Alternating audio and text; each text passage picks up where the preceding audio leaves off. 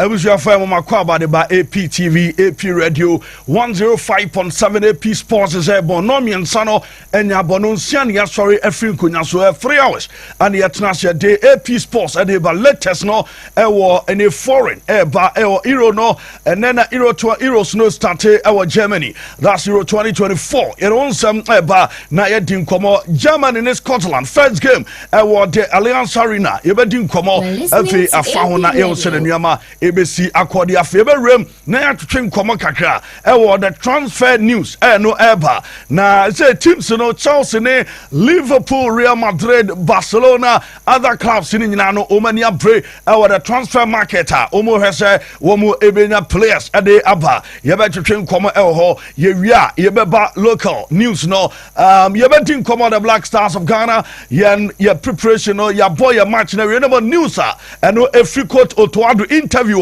okoya ye no ye be din komo kakra and the afa coach Otoado interviewer no enso ekoso ye wia ye be Ghana League no last round of games ebeba so teams ben na relegation out the Premier League ye be din komo Real Tamale United RTU women dreams no omo the second division and ekoye team and ekoboye na nyame amfafie ema enra enwumre omo ba no car no ekonya accident RTU team bus any accident omo the division 2 for no akonya accident no good news and say obia ho anka eno ane good news ewom ye be rem ene ne adi nkomo elfi afa ho RTU ni Great Olympics won be bo ehem for na ekowo match no we ate say only players no RTU players no bebre ekofi Yaron some Ababana Yedin Komo, or Johnny show no live on APTVGH, live on Facebook, Yenin Komo Kakra, on YouTube, APTVGH, yes, streaming live at the fountain. So, what do I drink chef Fawa? Yebe kind of the among someone in the account V and a Boanoa, Yede Babida Feno Mudijuma, a big brother, the maestro, one who I was shown Sene, one who a chim Nafua Papa and Seminole, and the sports crusader, and so at Nasomiano, and I bet so more papa mu analysis no, one more a room, and what ya say pa, I was shown so a fair production team no so bad Juma pa. And that's a to a diansa, a boy Juma, and after Prantia, your fence a display on a Taichi, a shono, and so a coso, and a damn baba, and so a boy, your children, Nadea. You know, some a director, and an Aquami, and then a boss more director, and I feel would do MC and Sua, brother Auntie, and any team no Taichi, and a shono, your team, Bamidi, every Capo de Supremo, the stressest man, Kumo later subject in Yano, your own some about local news, no, a Filippo. People in Zagi and I did the local news no and some the Benne and Euros no started Germany the Allianz Arena.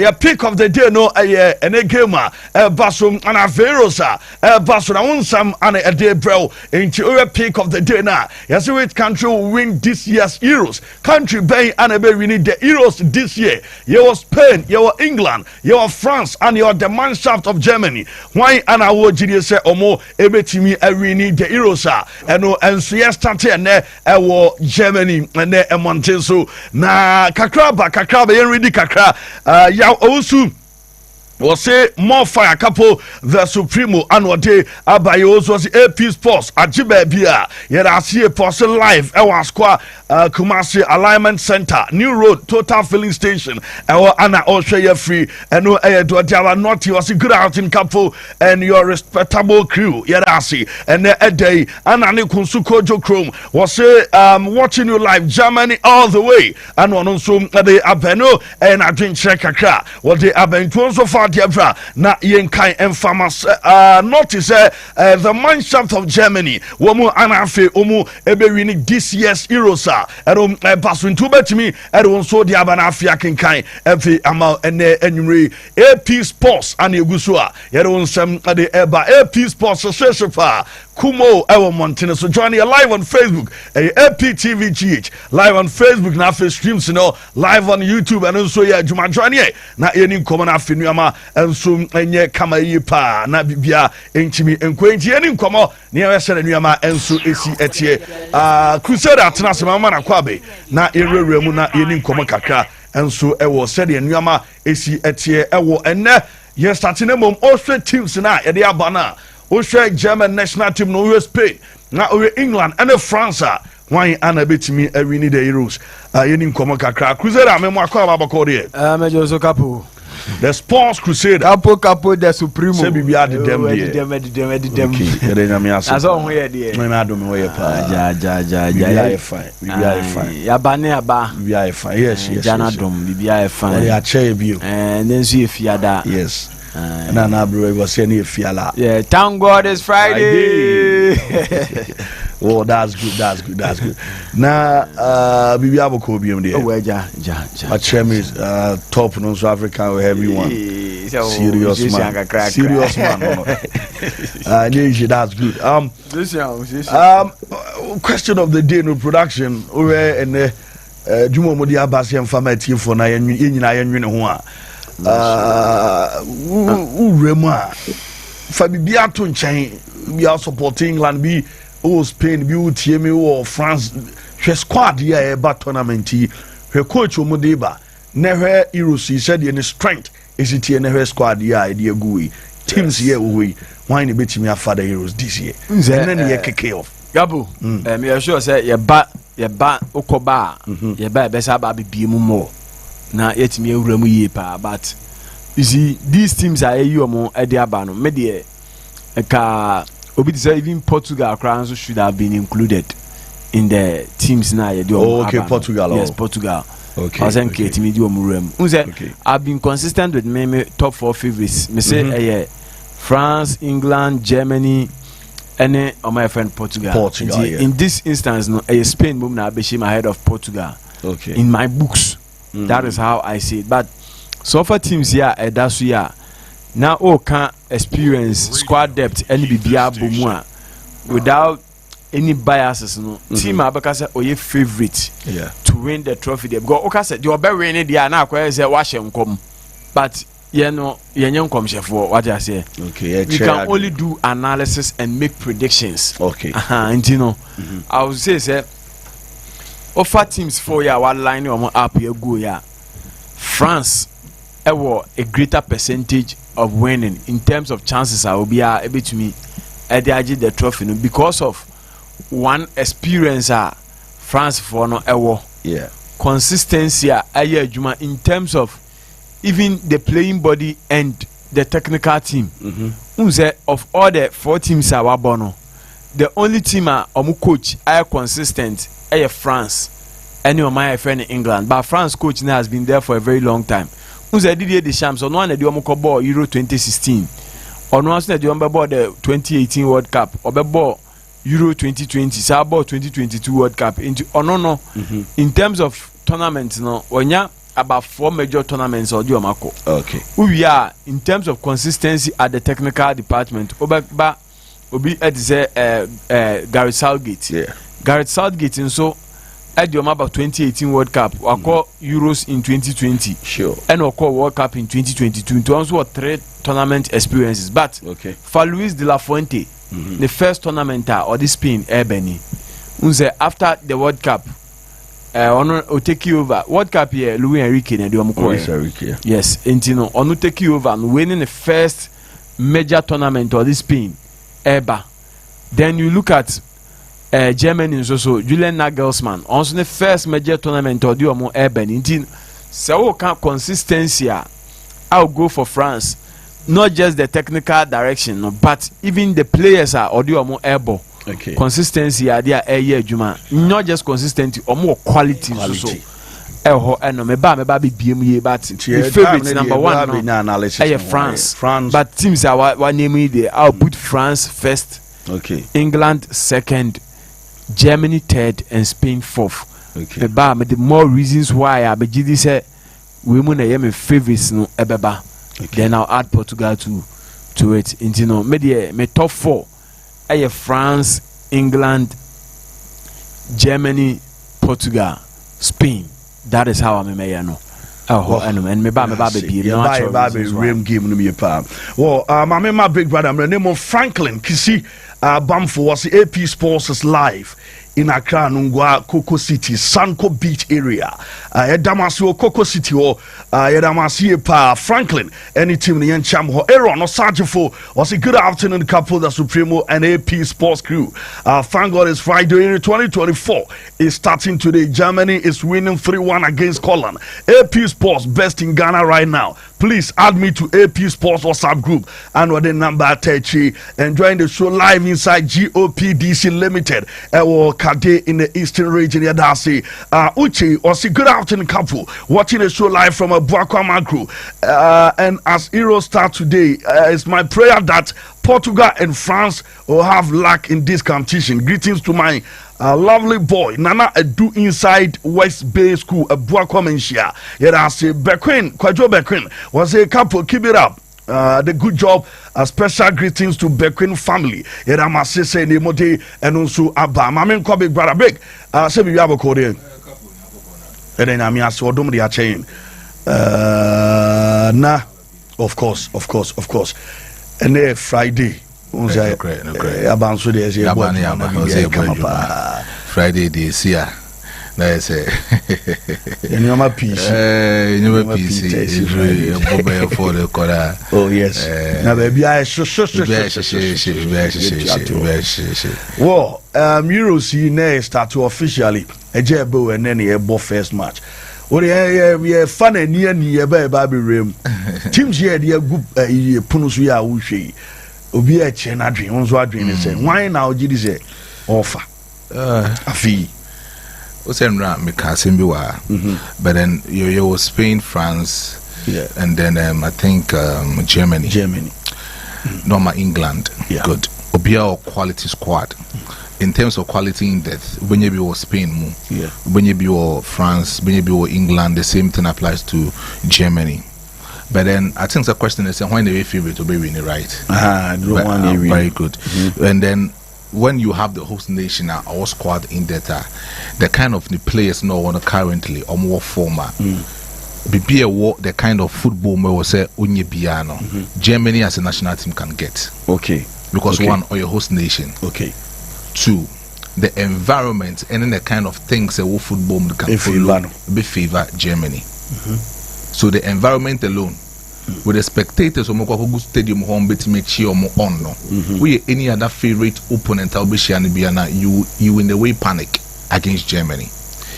And then when you take England will be wishing say see about Euros way no man ajibi na almost yaka say when it comes to football no mokase debia football is coming to home no because the last time Omoko into the finals was I think say the recent one I ended Omoko finals with Italy Italy for TBG from and then you talk about Spain etimi enyom golden era etrim but then the recent transition of Spain can these crop of young players that's the fact and then coaching just less experienced coach or in the first major tournament as a football coach or the Spain national team in the area. Then talk about France Didier Deschamps will handle this kind of team nature. And when you talk about the basic transitions or their chef France with the young quality players are waiting me as scout to move very well. I built one for this particular national team. You can't take it away from Didier Deschamps. And then it tells you say in terms of even experience wise, when you're the France national team, Gary Southgate so that kind of England national team now at the top of the level. He has been giving England all that it takes for them to actually be up there. So to me, in terms of coaching aspect, I'll pick Didier Deschamps and Gary Southgate in that particular aspect. And then when it comes to say country, as a whole, and as a national team, and as a national players, and as a whole, I'll pick the German national team. The only a clear favorite to win this kind of tournament or this particular tournament. I said, host they are just clear to win this kind of tournament. And I think if there could be any other country, maybe this may win here, it will be Germany. Because an opening game against Scotland will be very, very massive. And I think Germany will actually of course. And see, Germany the only favorite, almost standing favorite. Germany is standing favorite. They can win this tournament easily. This tournament easily. Matia beba be ho adwuma nwumre a CCA beba na ya wi a modi analysis na to ni ahwesa and the Rod Benson mo any omunu no betimi aye adwuma medam ase na mama nyi messages in free o omunso che o madwen ya o say ya Festus o say from Atayal German and Quintana Las Vegas Don Capo Supremo will the GFA allow RTU to play their last match?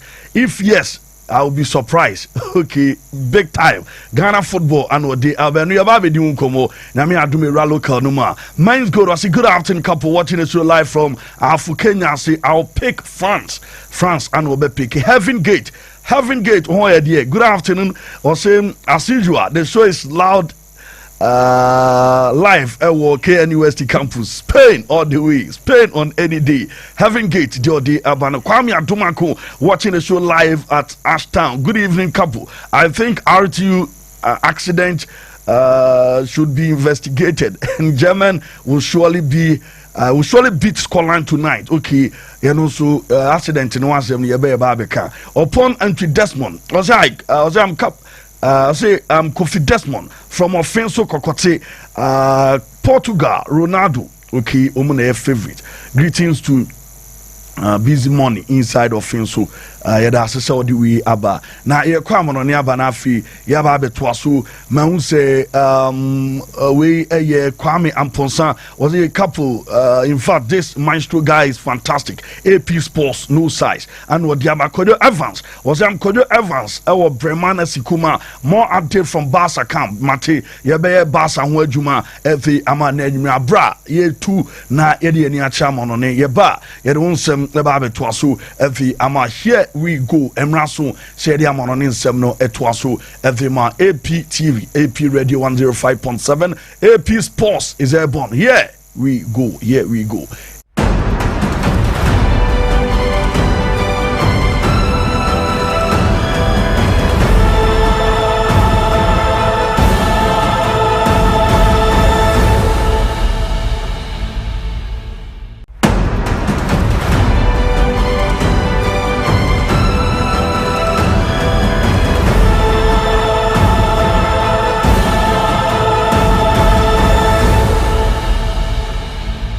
Oh, yeah, come on in affair. I'm on in some not so every amount Germany and Scotland. The Alliance Arena and game no and some Basel big game Heroes and affair start here. Yeah, them and 70 paid by the Mannschaft. One more and Scotland. A game no Basel and a BBC Bibia Kama. Na and Heroes in the Basel Mami Vikakra na me fan warm up. Mami video no na your promo of the Heroes. Na Yamfante and a gamer Basel and away a promo for the Euro 2024 cartoon. I will move the abano.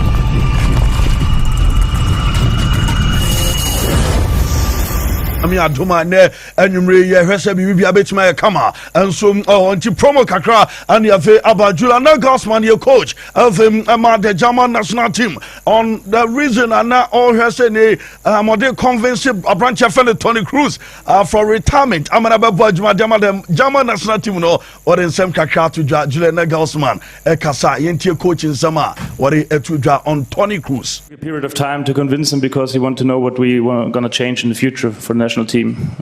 He said to me in one of the first phone calls that he only will be part of the team when he has the feeling that we can win anything with the team, and so he wants to know what are the next steps, what are the next decisions, how we change the team, and I told him, and then he said, yes, I will be part of it, and let's rock. I do not know. Well, anyone some kakra Juliana Gosman, every atujo wiye and Steve Clark obona basu coach at the man Scotland. Now also coach them obia obetimi aka say was start the style of Scotland omo national team the way omo esibobo ana ekwan omo fasom ayenuama nyina no coach no asesa nti o improve ewo ene team a wafa yinti nsema Juliana Gosman ekaye efa Steve Clark ehun. Also because of his brilliant job in the last couple of months and years. When you watch the Scottish team in earlier years, it was kind of a team would play a lot of long balls, and most of the time the ball was up in the air and was kind of only fighting.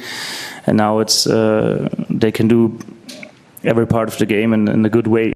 I think the transformation of the Scottish football is coach Nankasa and some Ebekasa Steve attitude just said opening game Basono Omaya ready some omni German for no the better super woman show here Omaya ready for the game Yentie Steve and Sama attitude. Gave me a 4-team section, 3 matches. We know what we have to do to qualify out the section, and that's all we're focused on. The enormity of the opening game and whatever, that's a little bit of a sideshow, and hopefully we don't get too involved in that. Steve, you've had some landmark performances, results and qualifications in your tenure. Just how big a step up is this to try and come in and win against the hosts? No, for sure. Difficult game. One of the mantras that I've always had is respect everyone and fear no one. So we come here with a lot of respect for the host nation. We know they're a good team. But hopefully on the night we can show that we're a good team as well. Well, everyone some kakra or the atu twenty Steve no and what him and same we atu na Scotland captain your friend Andy Rod Benson Andy erin some kakra atu nyina no and it's a Jorgen Klopp coach na on any boy juma na nam say last week and I will break record most appearances as a player captain of the national team no coach ni teste no eka bibi kakra eche ni say obona baso say why ade say ni team ni nyina ona wanya appearance na wanya no edoso me bo abaso coach teste no message of him which he didn't have to do, but I appreciated it massively. But that was it. All he says was congratulations. You know, he doesn't. I think he's at the game tomorrow, so you know, it'll be interesting to see who he supports. But I'm sure there's only one answer for that. But yeah, look, I don't need any you know, advice from him. I think he knows that, and yeah, but hopefully he can enjoy the game. But you know, hopefully not too much. Text me last week when I broke the record. Very nice message of him, which he didn't have to do, but I appreciated it massively. But that was it. All he says was congratulations. You know, he doesn't. I think he's at the game tomorrow, so you know, it'll be interesting to see who he supports. But I'm sure there's only one answer for that. But yeah, look, I don't need any you know, advice from him. I think he knows that, and yeah, but hopefully he can enjoy the game. But you know, hopefully not too much. Too much. Well, anyone somebody to Jana Oye no, and what them to just say almost supporters woman ever supporting woman the Tartan Army. Now, or say Army no ye encophobia, baby a team no becobiano, woman ediachi, and what woman can say Omadru Germany, Ombeta womachi. Now, Omo salute or pay tribute every Emma the Tartan Army. Most of the country are, which is crazy. But like the Tartan Army have been amazing with us from day one, and you know, we made a big point, me and the manager, when he first came in, to try and get them back on side, because the home support had maybe nosedived a little bit because of performances on the pitch. But the away support was always incredible. The away ends were always sold out, and they always like a trip abroad. And there's a lot of them over here, and we hope to make them proud. We know all of them can't get in the stadium. We wish they could. It would help us, but we know there'll still be a lot of them in the stadium tomorrow night, and we know there'll be a lot supporting us back home in particular. And like the support, we couldn't do it without them. You know, they've pushed us over the line at times, and we hope they enjoy themselves over the next 10, 11 days, because you know, if we can perform the way we can perform, we'll give them plenty to shout about. And if we can do that, then you know, hopefully they can stay in Germany that long.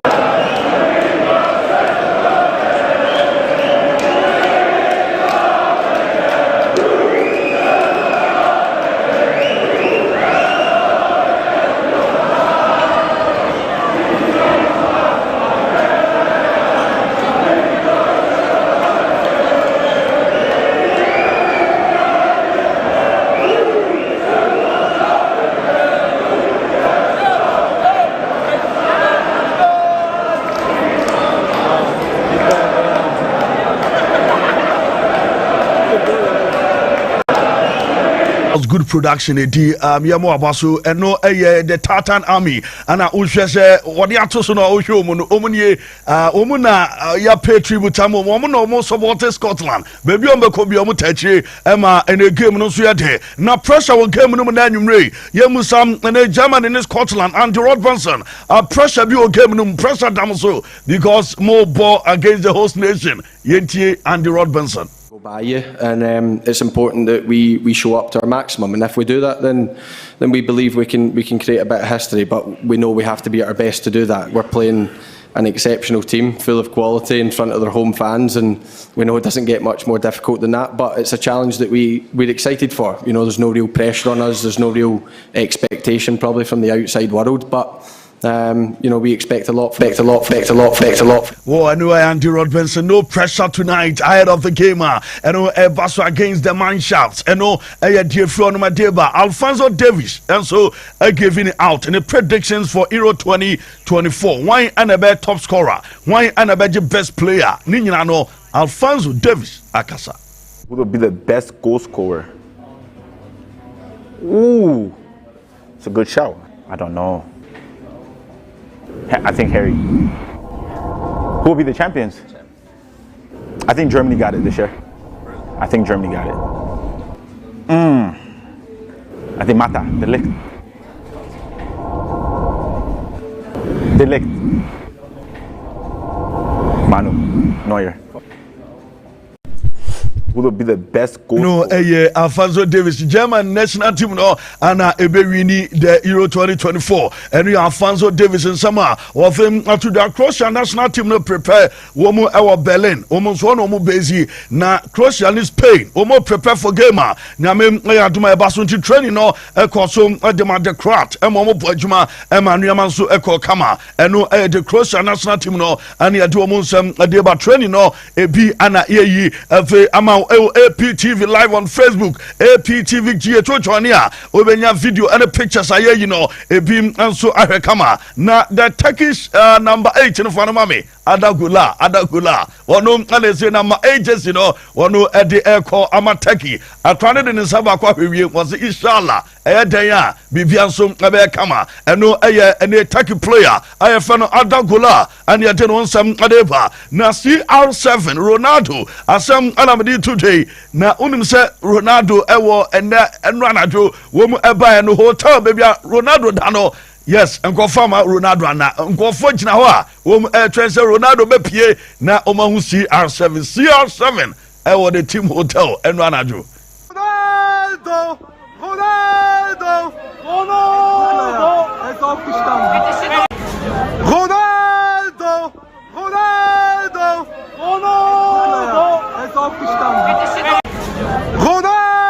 Ronaldo, omu go to no, omu hwese, omu sabeti mi akano no omu huno. Inti enu anadrom ewa de team hotel. Ani ati ensemne ba Boston Schweinsteiger. Evim ensem kakraba osi Ronaldo. Ana ene top scorer. Ewa ene Erosi eyedenya. Ronaldo neveji Ronaldo and the goes to ebe koswache obia eno Schweinsteiger sama wafem to the Manchester United eboboko no transfers no me don some eba nemo mayu woman so almost spending 50 million pounds. Manchester United at the renovation our Carrington grounds into baby Manchester United woman a training Carrington hono report I mean second say ne woman at the 50 million pounds and we are enye ho a Manchester United Ronaldo ekokaya woman a pa line no way ana Jose Mourinho ebekaya omu pa line ze masa me bahada da me ko eniame ohano bibianse side de ohano anam ne omo say here omo the 50 million pounds ebe rem na for renovation or akosom our the training grounds so eno Manchester Carrington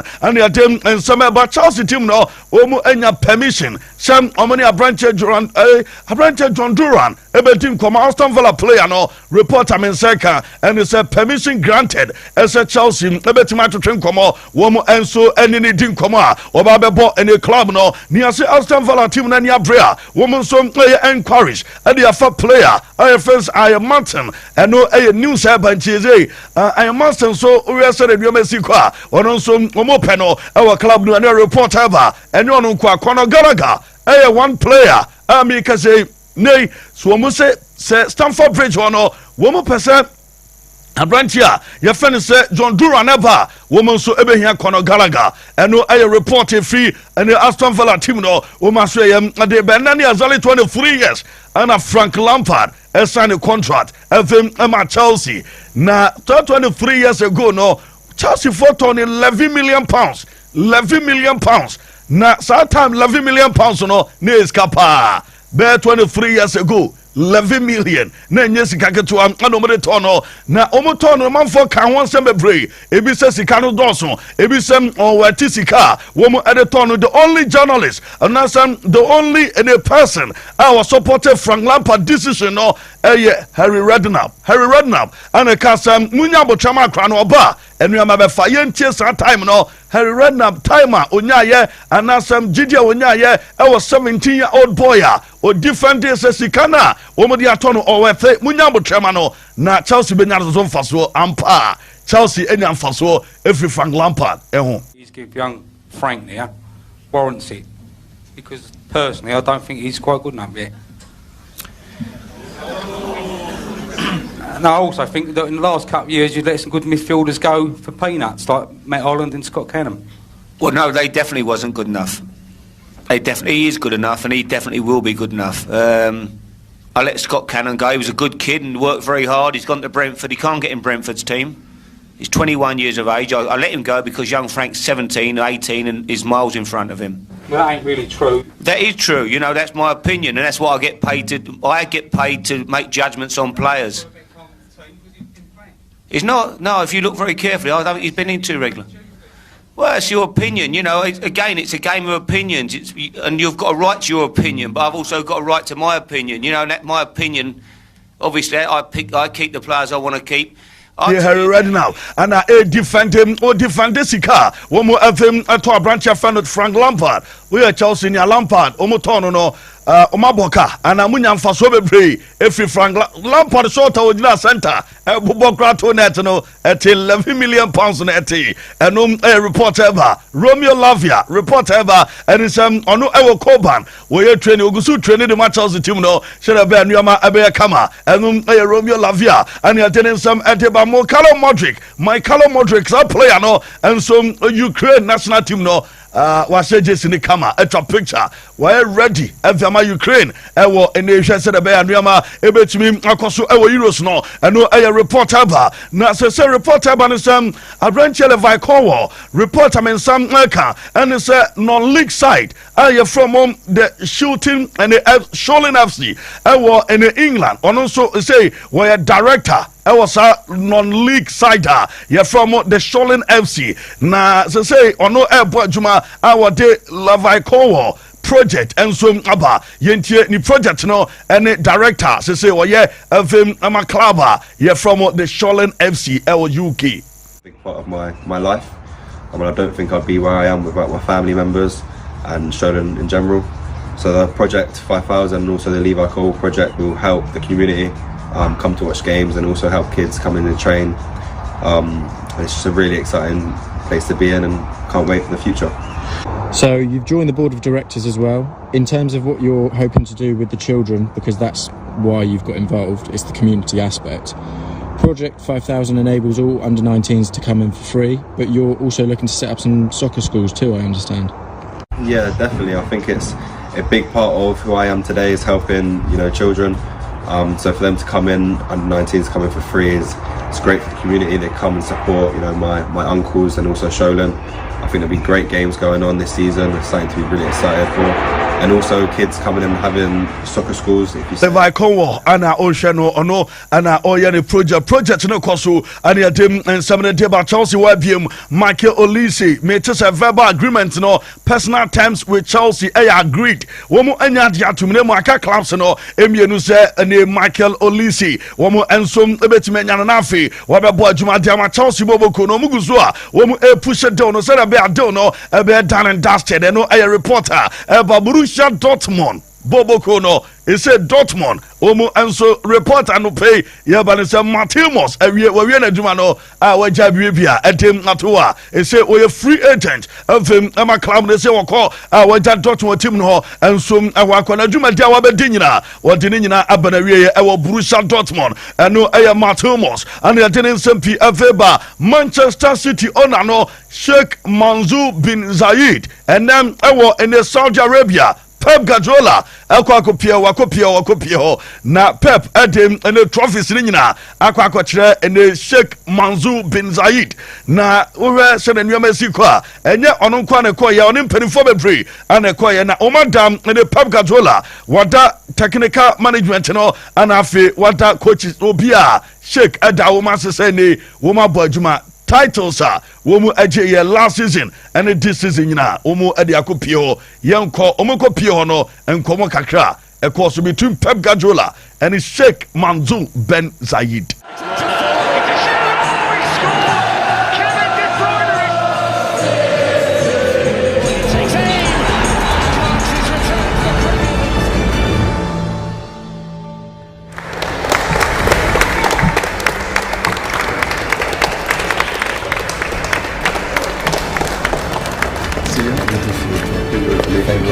We have a small present for you.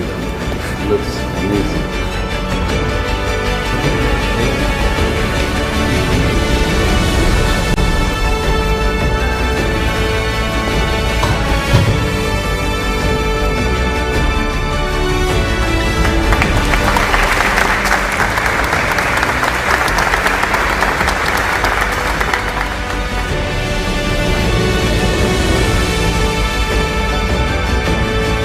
Well done.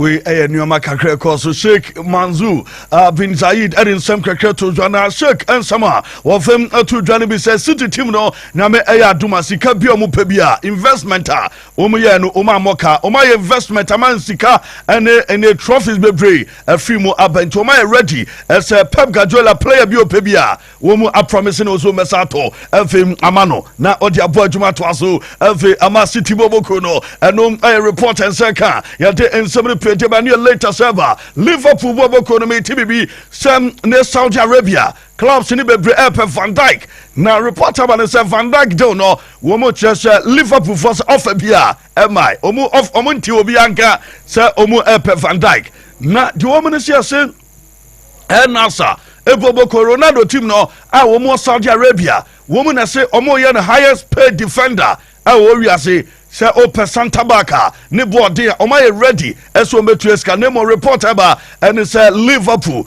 and some enka offer bia ana o hwe say the nneema si ko a de some kan say omo enu o ma dwen say player no wo mo ensom abeto na manako na enu ono nko ya te say Alisson Becker goalkeeper no nsom o ma show interest Saudi Arabia clubs ni bebre Alisson Becker ne mom Alisson Becker so reporter ba ne sam ono nso be stay Liverpool eboboko baby akobe stay Liverpool na watu na adwuma so no abo adwuma efem amalipu boboko no eno ya Alisson Becker reporter ba Everton team no wo mo dia ba betu do mo se defender aye fenisam Brentford no wo mo hia sika wo mo hia no 80 million eno sika wo mo ebehianti Manchester United some my margin some abrantia ya fan Brentford mo benya na this 80 million pounds and Manchester United ebetua for this defender eno ayaba Brentford boboko no wo mo so reject office na omo say omo te say clause bi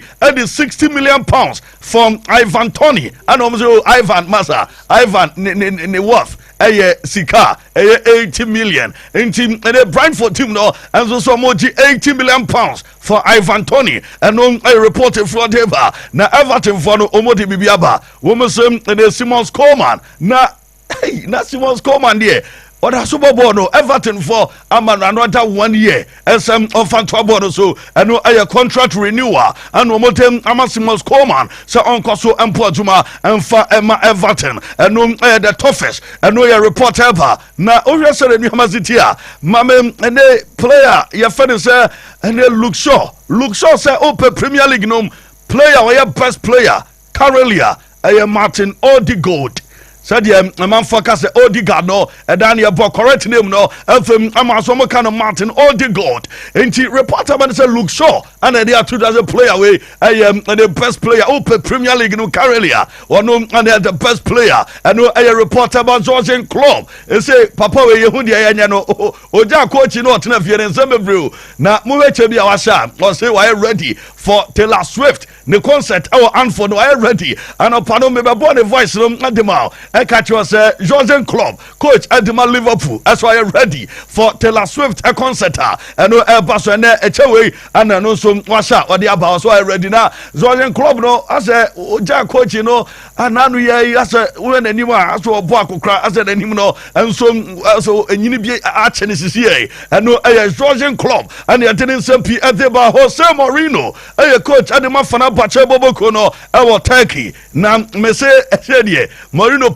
players no open more and so adi abasere be ya wono ebetimi agi league no and so our Turkey na me say here player fan Pierre Emile Hosberg and no reporter men second and say Emile Hosberg a player Jose Mourinho and ya dia to just a player no a player omunya ne deneva ono ebetimi abobo aduma from Tottenham and no reporter Banyami Adoma and then you referee what the game the German in Scotland Clement Topin one and the assistant referees no Nicholas Danos and afe Benjamin Pages omo and Juma de Ama Irosa Basuntina ebe kumo and some our the Alliance Arena and no reporter na Nyami Adoma La Liga womo edronom ababaso we 2024-2025 womo edronom Nyami Adoma on the 18th June and omo ebe edrono na yenya calendar na hu teams womo ebe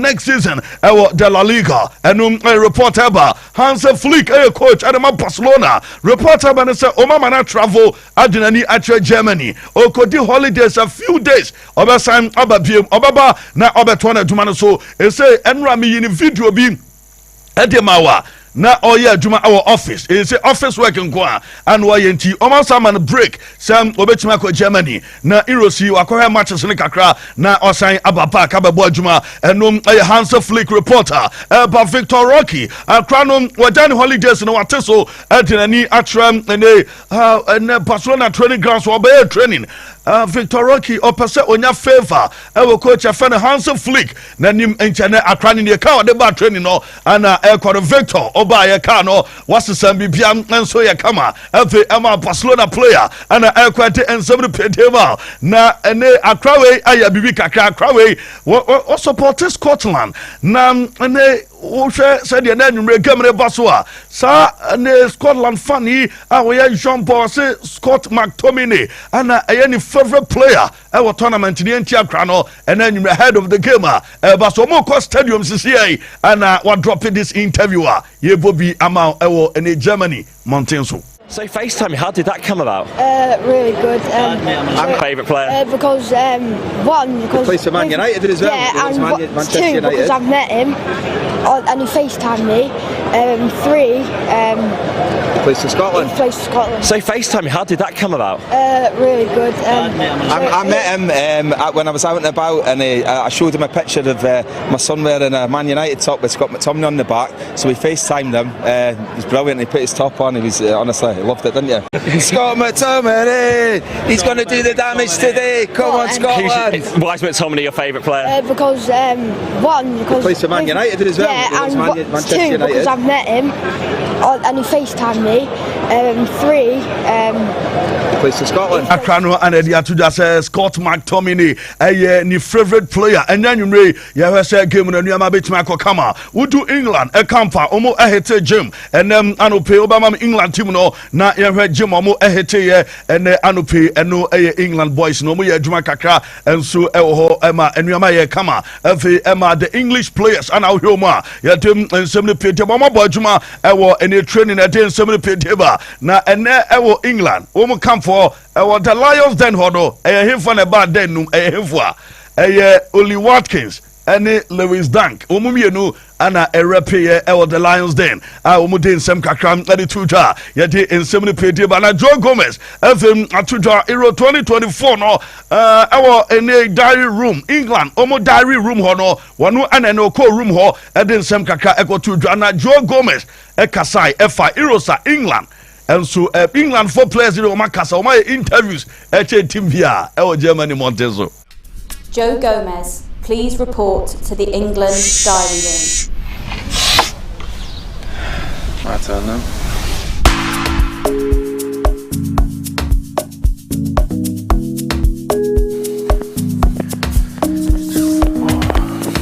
Table tennis, I'd say on that occasion it was me, Ebbs, Esri, and B. Ez, a little bit, but he's decent. I wouldn't say he's up there though. On that occasion, it was probably between B and Ebbs. Me and Esri were just trying to give him some warmth. But yeah, B and Ebbs were probably the best 2 players, I'd say. Ez is just a joker. He's a top guy. He's the life of the party, I'd say. He's always making everyone laugh, and he's always got such a good vibe about him. But yeah, even when he's not great, he can still do the talking. But yeah, what a guy. Most probably are aware of the injuries and the difficulties that I've had in the past, and yeah, I've always just longed to want to go to a major Gomez and the kakra tuja England omo diary room ho and yet on some no na rest of the new city me pick Intel BCC Germany na the ban say edi young Scotland for no na yet say 100,000 any pa omo escort omo bedu ahead of the game and then we and yasemeto away and that game na the empire be do yam fa bibi kakra bi away e DSC o German Montesu CCNE. Con sus tradicionales faldas y sus gaitas en cada rincón.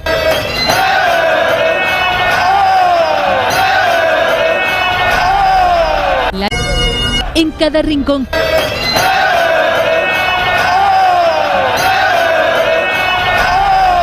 La alegría y los cánticos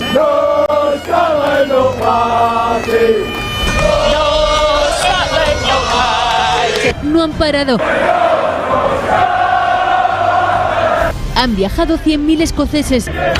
Former Joe Mafusua, Neze, and Empire, and Ebetime Adriano, Friwo, a latest Ninano, Anna Yejemu, Amabia Forbet Nasi, na Omer ran 7.5 years in Como. Nemo Udim say, Mbappe, a training a consul, and no air France, na Mbappe de one Timian training with a group, and one report and Abanis Mbappe no on your fit. Into Enrado Hete Jim Batane, or by training grounds war, and a voice room, a training Mbappe Nenum Zuno, Mbappe and a Jawa Onum Zu, the rest of the team, and a training Mbappe Yafito, because La Blue, ya better cap on Mbappe, Mama Arabia, and so Mama, and no air Jaban Mbappe, and your tenant Sempi FM Emano. Na Mbappe, after that team, no year, no, fans no a buy, Omu buy, fans no buy, Omu Ayek and Yamaka Krabi, Tim no year, no, Anna Ureseni, Omo Erkono.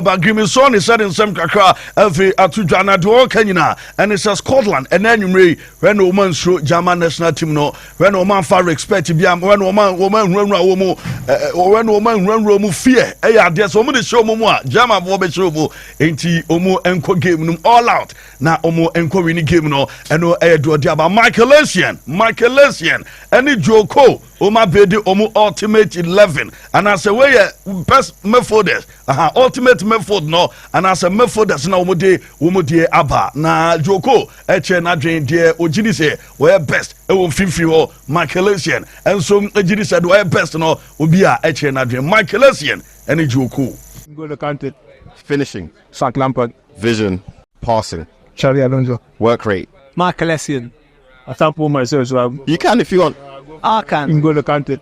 Finishing. Frank Lampard. Vision. Ozil. Strength. Come on, man. You're talking to the guy like you. Yeah, I'm trying to get him to say himself. Is it one of you? Okay, well, Mike, listen. Thank you. Skills. Zizou. Zizou, yes. Technique.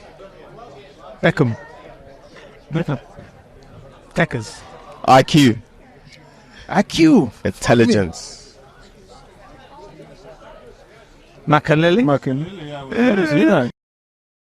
Passing. Joku and Markelesian and ultimate best midfield and Diaboma the ultimate midfield and you don't some day but now Ronaldo ni team no baby omo base o Germany nyasa metro akra mami mo headquarters one any come away Portugal omo a base and ya the urban base ni Hana see Ronaldo ni team ni nyina ahead of the Euros and Baso CR7 and any team no base no any hotel no de enyan krakra ano edin eno de efiwo benchi eno Euros no de ye hwe animu se na anwumre bibia be kama team na transfer rem na fe ye didi din komo kakra bra ye we se ne match na baso no ye be di enkomo edi afa games ni nyina enso eho na games ne de our predictions and customary live on Facebook eno APTV live on Facebook any din komo na ye hwe se de nuama ABC akona predict why na efa win na anwumre na you said in Yama AC ko great mate o mate fonso mem o monitor den nyase meto great mate oni pabbo nom ye halamo ne de yima no se Capo de Supremo watching the show live from Kuya Chemist afun totroso keep the fire burning eno do about famous Adolf okay famous mahu message famous bibia de dem why see here here wo Kofi Annan was a Capo de Supremo more fire okay APSPORTS no size and Kofi Annan and so the aba you don't say me Michael Ose Ember was what she on the live from Golden City oh Boise yancha or Boise phone ne and so and Da Costa J Solomon was a good afternoon watching the show live from Seshi Pampamasi, a Sweet Mothers DSTV Center. Capo, more update on Chelsea, more fire. Capo, you guys are the best. Thank you very much. That's all the Abanji. Team na ready, Umatna Sina, Yenin Komaka Cran Fires no. Someone who said, we no city cartoon no, Umaya no, nice, a pumpy pa, enough from cra. Crusader atna sesanso ana big brother atna se mamen kom ho na fi yensam nrerem bi we say game no straight any other transfers ho no 20 minutes na eja we rem ti big brother mamen start was na yirem ewo the foreign news no pape mu no na fakakra e magana for na anyway couple me share say free I think say Euros no a lot of things BPM and then you bring because of some of the definite things everything BPM for the Euros. That's the Germany against Scotland. And then when you check closely with Germany, also the last time a host year was far back in 1988, and within the 1988 that kind of tournament was Netherlands. And Netherlands they go into the finals with Soviet Union and those times now it was a collective of countries for the Soviet Union. I think so 15 countries. It was far back in 1990 after, and I think so disintegrate this kind of countries no more from the Soviet Union will be independent on that particular spot. And then Austrian Netherlands almost quite the room. It was just superb because Marco van Basten at the end of the tournament in 1988. Now Marco van Basten achieved 5 goals as the lead top scorer of that particular tournament or the J, and then he scored the late goal against Soviet Union on J that kind of tournament. So the last time I even Holland was far back in 1988, and even into that spot was Germany for the team hosted that kind of tournament.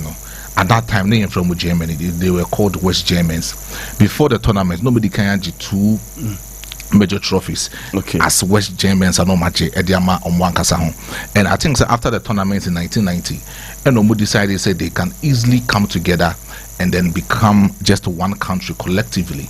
So from West Germans, East Germans, Oman participating in that kind of tournament, and they came together in 1990 as a federal republic, Omutimi coming together, Omutimi a champion on one particular course.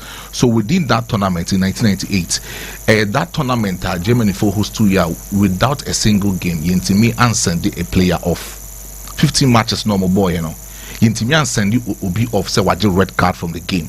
And even with that kind of history, you know, boss, Obi Yambo goalless draw, say your book game, your book goalless draw within the tournament. Tournament into Mianko, even not a single match into Mianko into an extra time. Because extra time I ball penalties into Mianko even to goalless draw puna because in the knockout stages. Ebe going to extra time a bit to me I forfeited that kind of draw game. No? So it was a real football in 1988. West Germans the host 2 years, no, they gave it to us. So the last time Omwankasa a host 2 years was far back in 1988, and then Omintimi and J that kind of tournament, you know. And when you check closely, Germany is one Ankasa no. After some come home in 1990 or 1996, Omutime J the Euros, Eddie Free, Czech Republic and same into the finals 2-1. And within that kind of tournament, no more Group C. Group C, you know, it comprises of Italy, Romania, and the kind of Russia. And no more that kind of group anymore. At the end of the group stages, you know, Omutimi at top of the group. Almost share Russia, share Italy, also share Romania in that particular group. They went into the knockout stage, met France, beat France, going to knock another semi-final stage, met Portugal, almost share in the finals against Czech Republic. That was a tight corner gamer. We saw the likes of Oliver Kahn at the post and or any Madiama the side of that German national team. The captain of the side was Jürgen Klinsmann, and Tuntin at the side of German national team. But then Bono going to extra time and Sana Olivia Hobler Etimi shared that kind of winning goal in Diama Germany for them to be crowned as the champions in 1996 Euros. So as far back say no German the few say ye come boom from the West Germans and the East Germans in boom no. The only tournament Omutimi and the first tournament was the 1996 Euros Omoji, and this far back again today Omo host to this kind of tournament. The first game will be between Germany and Scotland. What check within that particular Spence boss. The last time Omumi Nutimi Elshia, 2 times on occasion, Scotland, Etime Luzu, the other side of Germany. The first time was 17 September 2014. They lost 2-1 to Germany. It was Germany for home. Germany for home, home was Scotland.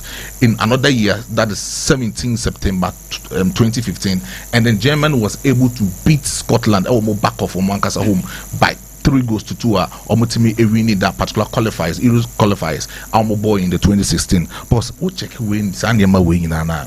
One particular thing about the free the German national team, the kind of coach or bencher or to turn the German national team. No, the side of Julian Nagelsmann has been that kind of prominent coach. To me, he will lead this kind of football national team, or sorry, the national team to that particular finals. Will be to me at the German national team. Why am I saying this? Ocean the days at RB Leipzig and ocean the days at Bayern Munich Football Club. He was doing very well tactically. He proved himself. Say on one case when it comes to the coaching course, and as when it comes to one of the beautiful coaches tactically, or me highly inclined to me and ensure so many tactical acumen into their setup. He made sure so man make it that kind of stoppage in their man on one case and home. So share German for Nankasano or more far back this kind of coaches or my coach German national teams that tactically they are very good. Hansen Flick. To me, tactically he was very good, but ABI, the game management and some of the things or ensure German national team na ambuano, amaninti me and completely one of the basic tasks and also completely my German national team. But then under Julian Nagelsmann, this crop of players has been able to find their rhythm back again for the German national team. And also the recent matches, the recent performances are these individual players are done in the German national team. Solely, you can actually say they have the quality players at any moment in time. They can live up to that particular kind of expectation. No, I check it. The Scotland for instance almost set up me very well. This time around, Scotland national team anymore more average and I say below players. You wouldn't see that kind of Scotland team anymore. This time around, no more quality players. John McGinn, or your quality player, Ryan Christie, or a quality player. Even the likes of Andrew Robertson are all ball as a left back there on the side of Scotland. No, it's a quality player for Liverpool Football Club. He has been consistent. When we talk about consistency in Liverpool, he has been consistent enough for Jurgen Klopp side in the last 7 years. What ball on the side of Liverpool Football Club. And we talk about Scott McTominay this season for Manchester United. Eric Ten Hag has been able to define a particular rhythm for Scott McTominay. So at the moment, another front attacking third of Manchester United, Intimation Farmer Football Club, no. Bruno Fernandes, he got a point in time, no Intimation, and create a lot of goals. Marcus Rashford, no Intimation Farmer, Hodgland, no Intimation Farmer, even Anthony Intimation Farmer. So he got a point in time. Now Scott McTominay was leading the defensive setup or the defensive midfield role of Manchester United, and then he gave them 2 double-digit this season in terms of goal contribution for Manchester United. And you find this quality player inside the Scotland team this particular match made me feel say they can do very well, they can prove what value. The reason why they will be that kind of dark horse gamer and a dark horse country to me, I ensure a lot of superiority against the side of German national team. And then you talk about Billy Gilmore, quality player, ex-Chelsea footballer, you could clearly see say in terms of defensive midfield he has been exceptional enough. And then you talk about Kieran Tierney, boss, time of Arsenal, although say or Tibencha onye bimbo ewa Arsenal, but then when he comes in as a substitute, you say the impact in the game for Arsenal Football Club this season has been superb and it has been supernatural. Then you talk about Julian Nagelsmann, the tactical prowess of the building. Most of the things are about definite form. In the last games, the kind of German national team has been 4-2-3-1. It was the same replica of formation but the Bayern Munich Football Club.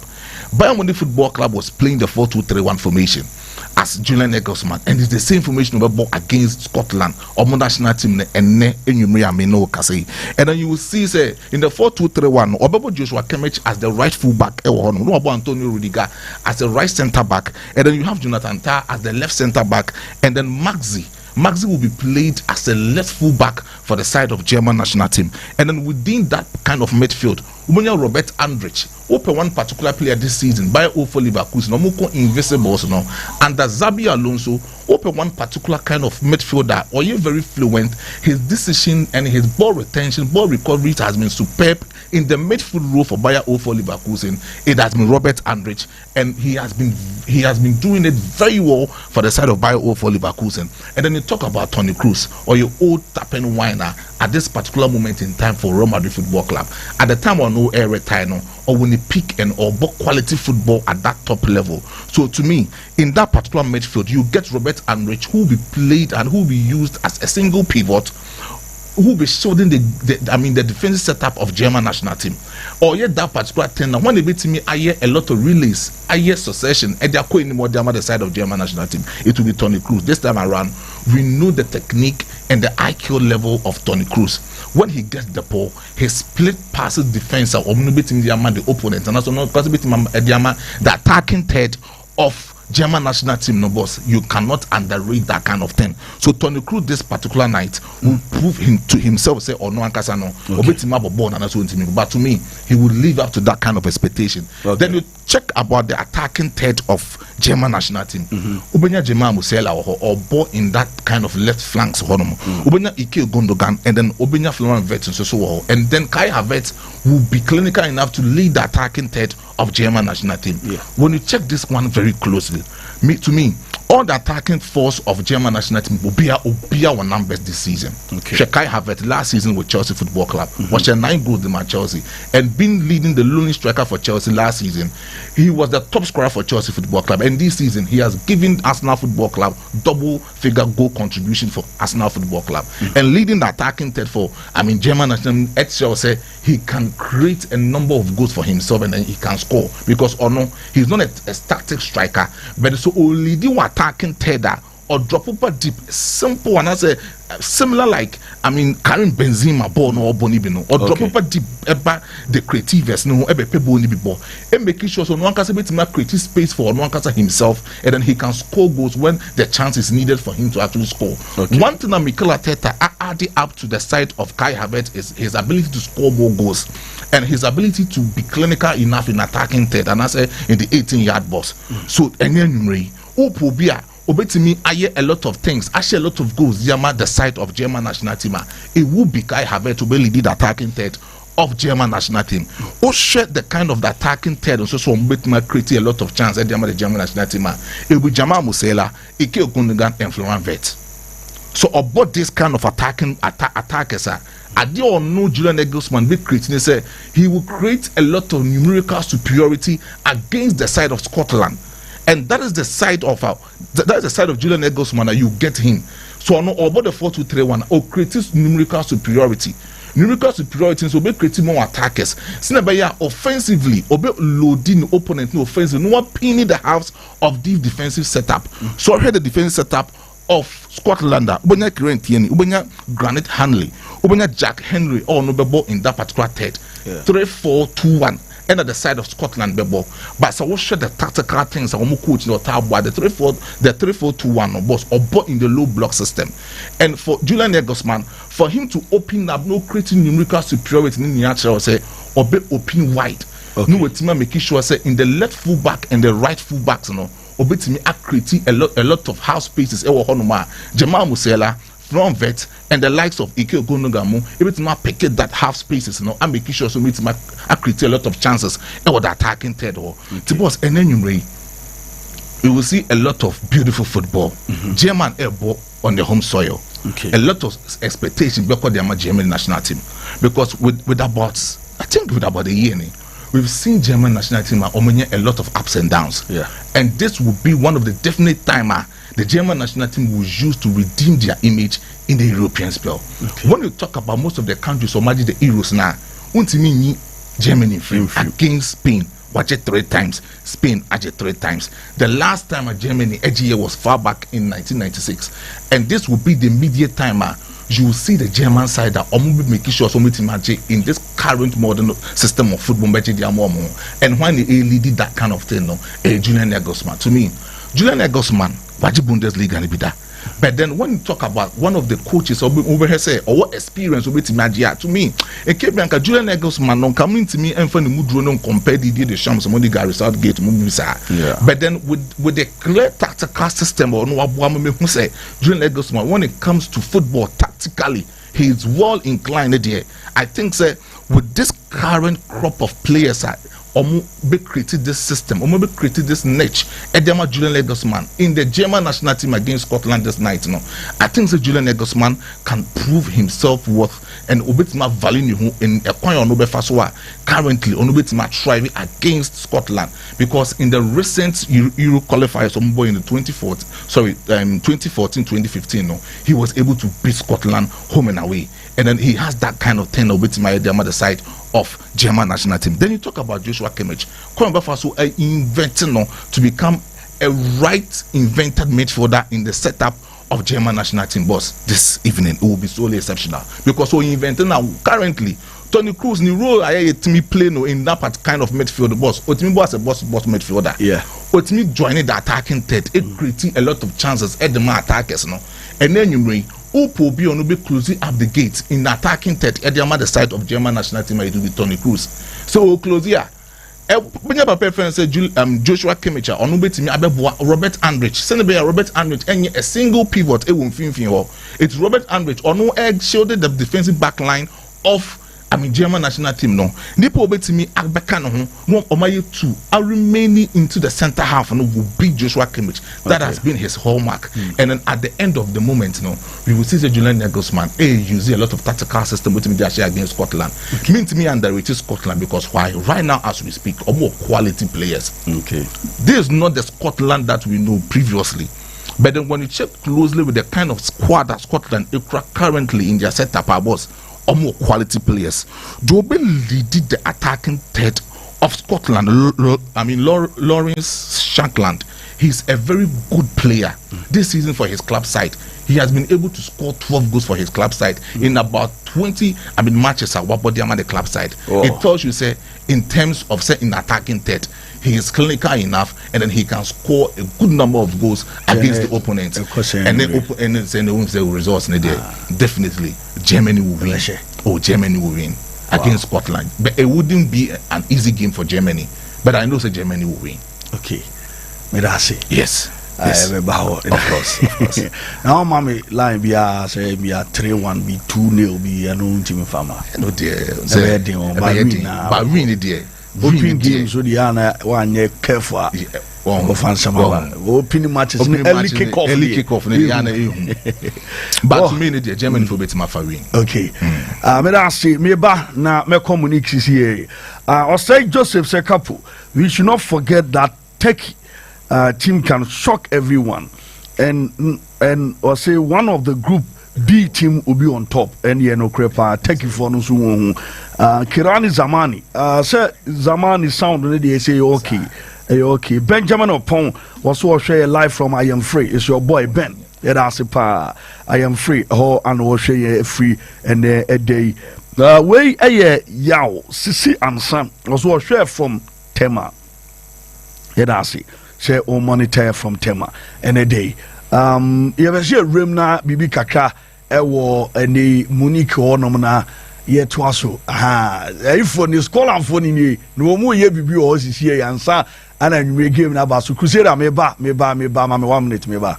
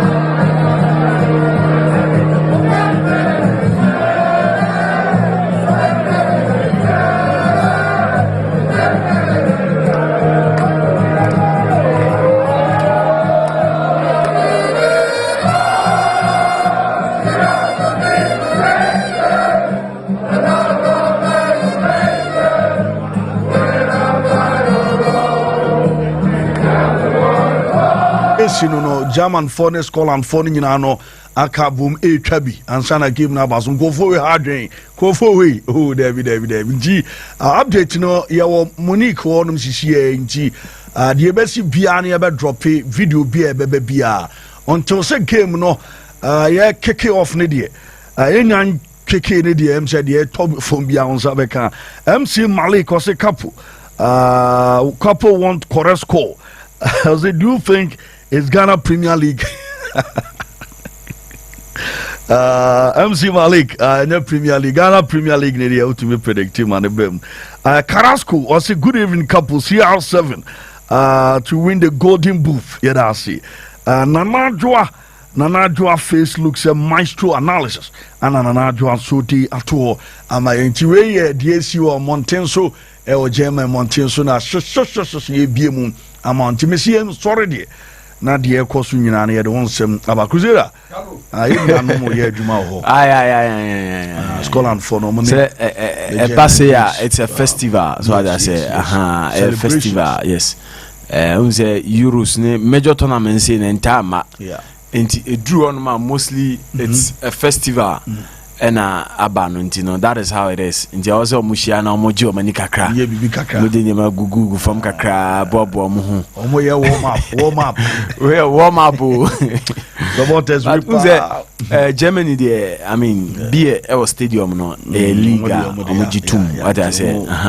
You could take exactly. And Germany is also no. Ope, one of the countries a fan culture.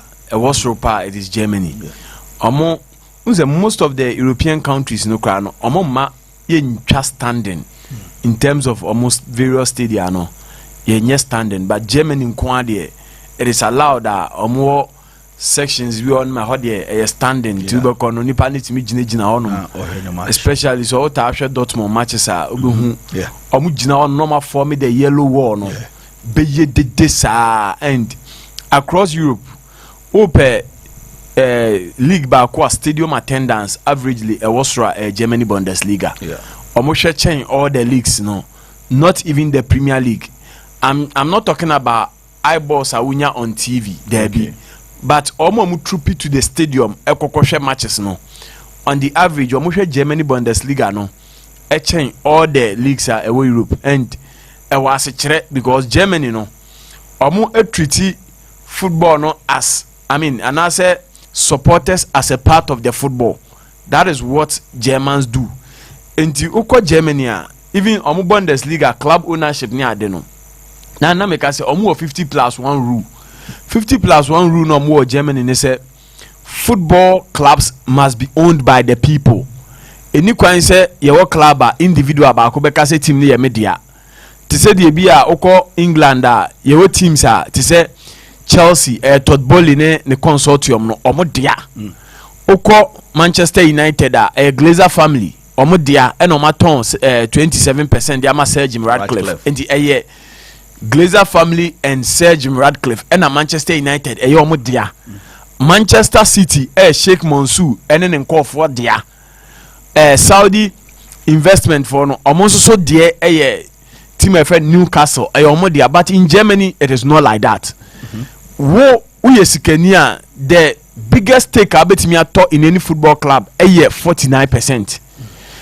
Almost say anytime bia no the fans and the only club no only majority shares in the club. Inti no club abaka say investor what shares kese pa no eno 49%.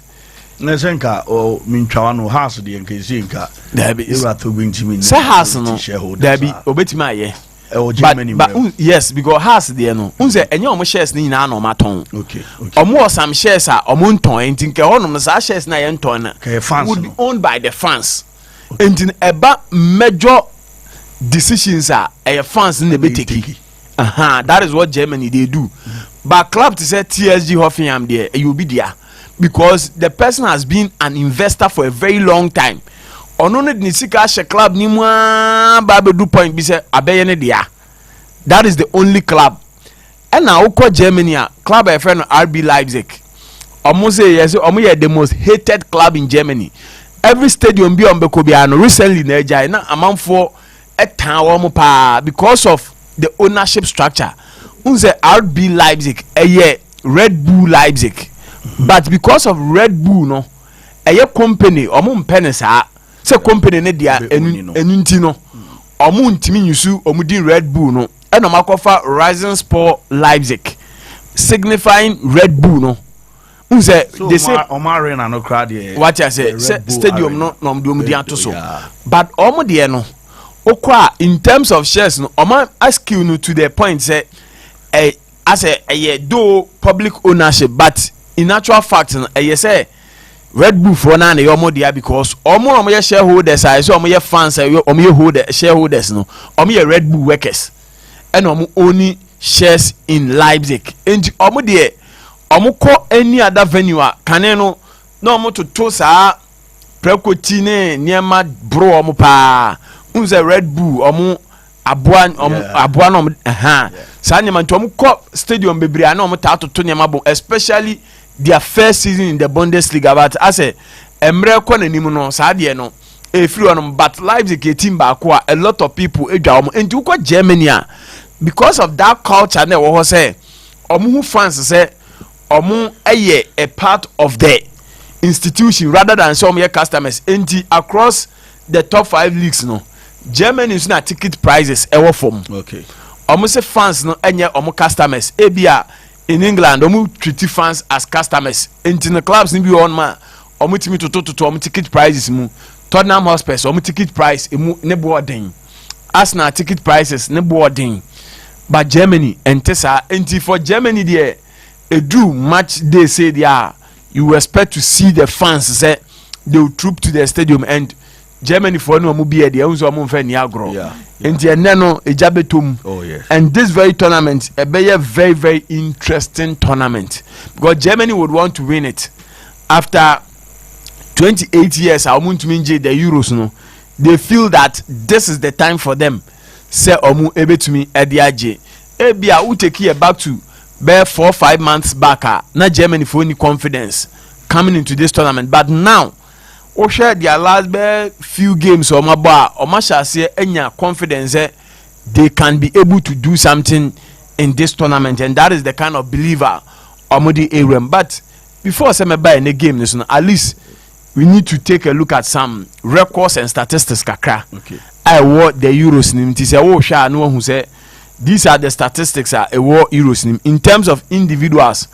Can player what she goes to do? This European Championship a Cristiano Ronaldo. Okay. And this might possibly be his last dance. After this Euros, who Cristiano Ronaldo beam. And no player so what more European Championship a Cristiano Ronaldo. For Ronaldo, the first European Championship in 2004. Yeah. And here can in 2004 Portugal on home soil.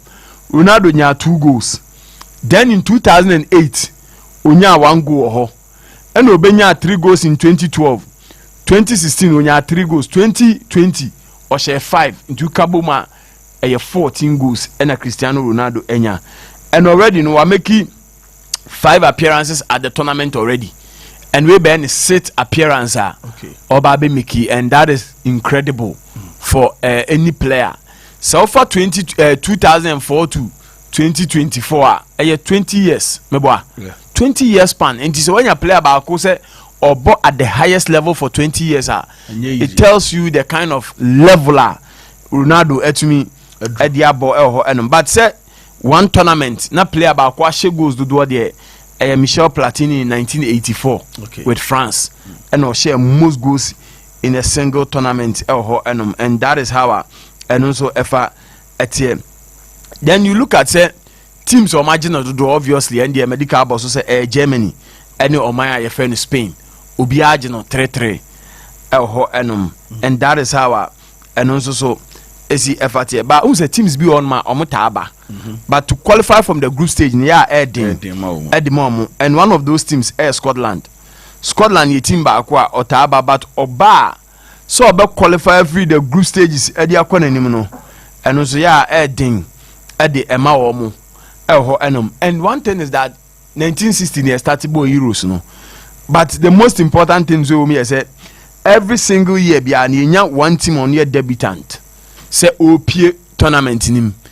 There has been years say new entrants into the tournament, but every single year in the Euros a new team and this year the team the new entrants into the Euros my friend Georgia. We be our first time the into the Euros, and we'll be looking at how Georgia basically are performing in this year's Euros. And so before team you can say when you have the longest drought in terms of winning, say bia maje na meje ya cha Italy.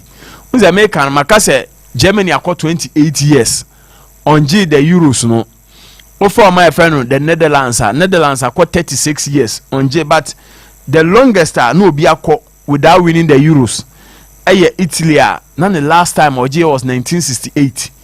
And no ba G in 2021. Intino ono call 53 years and sana Italy babaji and that is how and also so AC effort here. But Timba also advance unya longest drought in terms of appearing at the Euros. Say wa baby na wa check to qualify and also so no Hungary 44 years 2016 or making appearance after coming in 1972 into or appear 72 no so try kosi 2016 and sana what me as also qualify say oba bebo but you share Euros national. There's one team pe and agent back to back. Some are never defend and that is Spain. Okay. In 2008 and 2012. Omo peneja almost so it me a defender so that is a bit about the Euros no. And you look at certain teams any near ma they baby room in this very tournament, and I'm sure one team that would want to win this tournament at the Netherlands yakabe about Netherlands and because it is in Germany, and the whole the last time omuji the Euros no, that was 36 years ago in 1988 Netherlands edge the Euros no omuji no on the soil of Germany, and they feel this is also another chance for them say ombe winning almost second Euro title ewo the enemy territory, because Germany there anytime be on beko biano they are very much motivated say on beko no makwa kusia kan eho enum. So we'll be looking at how the Netherlands so omo be fair on German soil again, say omo ba be try to win their second title, and so omo gia it will be something that they will forever cherish as a hobby grounds. They will always fancy going there, because it looks like omuko German soil biana enema efa edi emomu, especially in the Euros but so far the European Championship in terms of team obaka say one making most appearance there Germany obviously, or one making 14 appearances but so ko Europe there are certain teams in so qualify maybe that Europe about 54 nations. 54 emu 31 na qualify omo maka no omo qualify maybe that Andorra maybe that Armenia maybe that Belarus maybe that Cyprus my Estonia my Faroe Island my Gibraltar.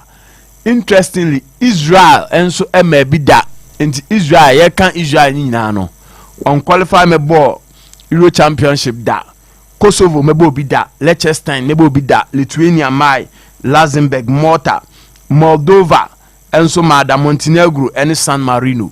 We muni nations are omo and qualify the European Championship need that. But every single tournament biana Diana you bia or be qualify be make ne appearance ho enum.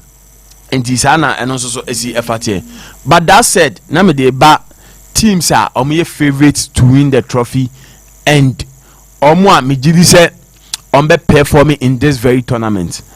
One, medical can say France my favorite to win the trophy because of the consistency omenya with technical department, that is the coach, the coaching side, Papa Yefeno Didier Deschamps, he knows the team and has been with them for quite some time now. Into team nasi ye, he knows what to do at what time. And one thing is that they've got quality, because also France any omo show team no e dia ba be bo any competition biana. Look at their goalkeeper Marc Mignon. He's one of the best Aubenya in the world currently. Uvia she right back omu timbo Juskunde, Benjamin Pavard ho. Left back omu ewo Tio Hernandez, any Felon Mendy as your two left backs. Omu nyina no ebebo.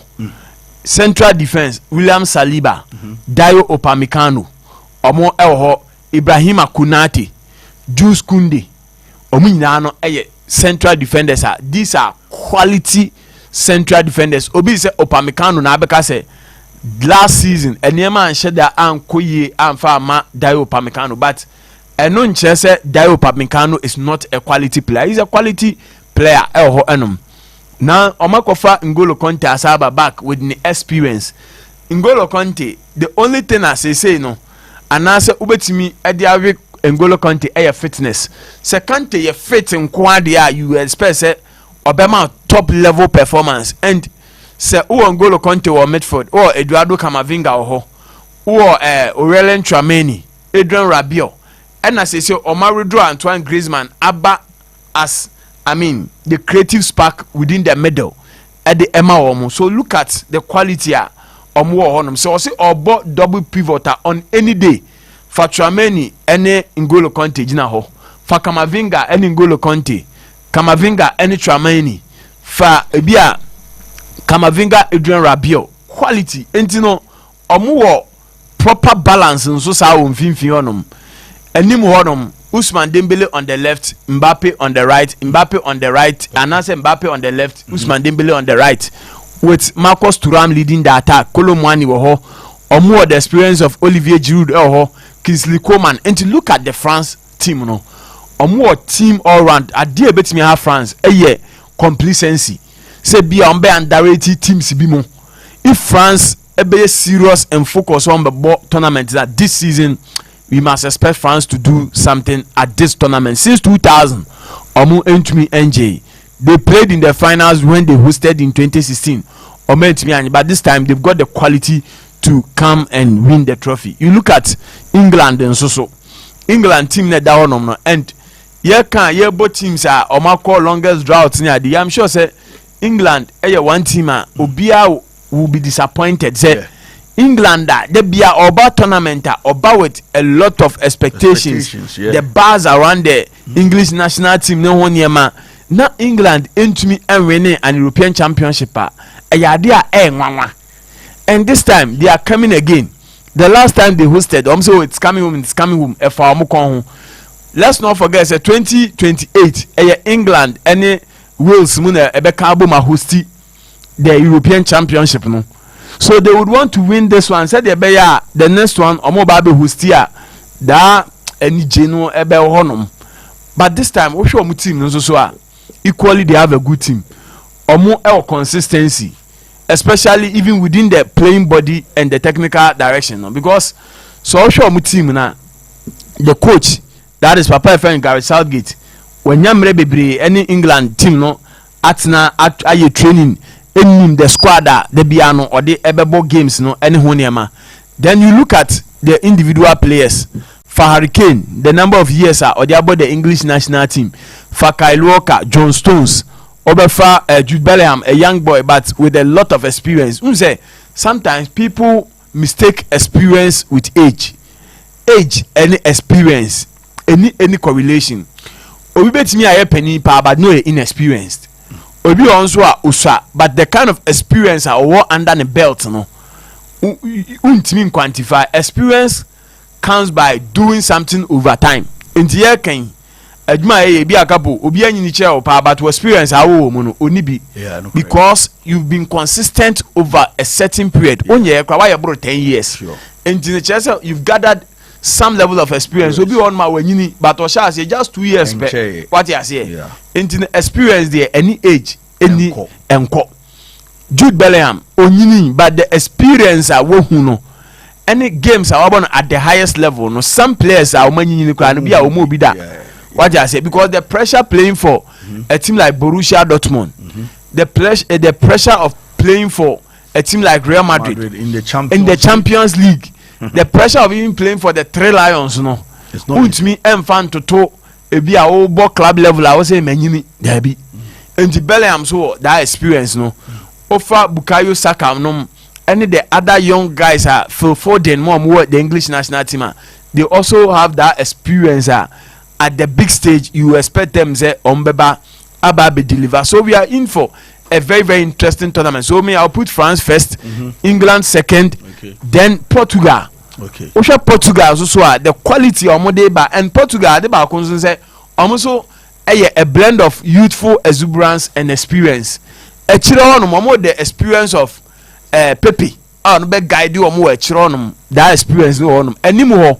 Cristiano Ronaldo with an experience will be also leading from the front.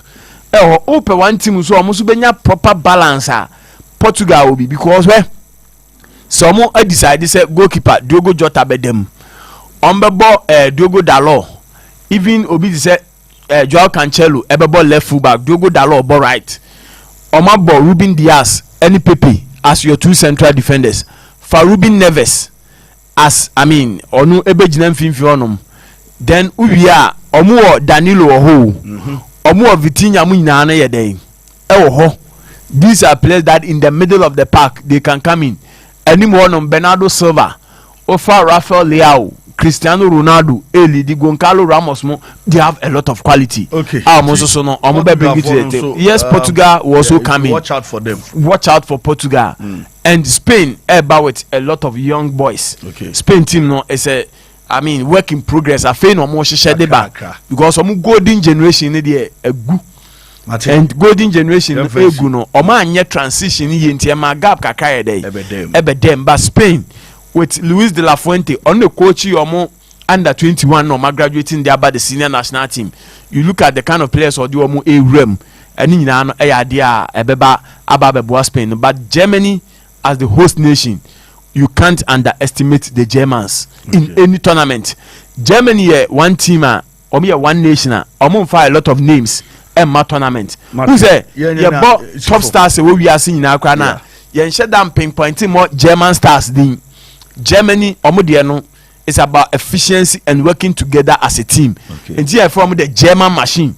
And if the German machine say espakina eba ehu ene omone team e friend Scotland. One thing about the European Championship ni say opening games no goals nta no so and I say obi show bi bebre no intense ebi a wanya aye 1-0 2-1 3-2 sa kind of score lines no any pimba trust me and Germany be shasi ye okay amu be shasi ye and they will get that momentum no amu de be ko Scotland for no in the qualifiers omo ya de pa they did very well in the qualifiers but at the tournament proper in town koye for Scotland so and then I'm tipping Germany say Germany will win but goes in the over 2.5 over 2.5 yeah Germany win and over 2.5 Mati Germany will win Jim Golda message or Diaba Golda says Supremo Adagula, a young player of the tournament, CR7 top scorer, and the player of the tournament, Tony Cruz or Mbappe. I'm Kofi Guru inside Serie Bekwai. And Odi Aba Yeda Sipa Desmond Efa say Oshe from Tema Newtown Capo. And Odi Aba Menfi Yawasari was a couple chorus call will be 2-1 win for German.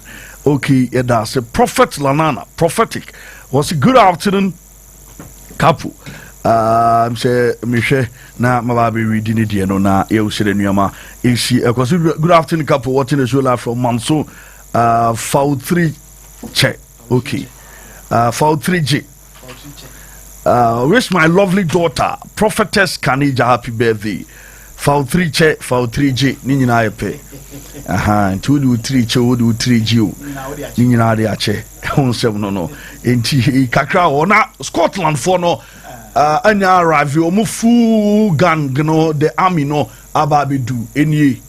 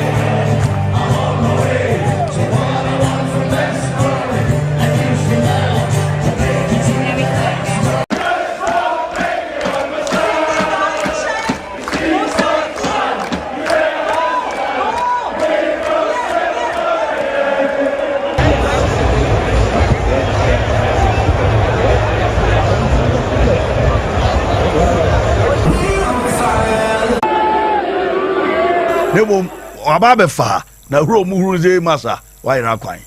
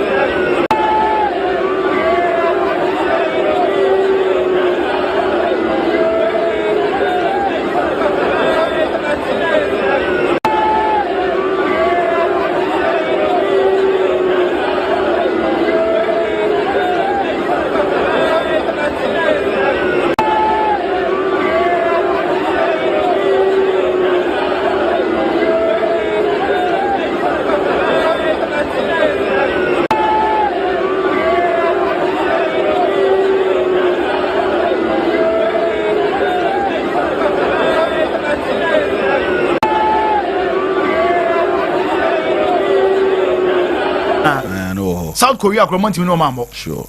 That was a group with him. Yeah. And he likely say Scottish. I mean the Scotland national team to beat me a pull a surprise.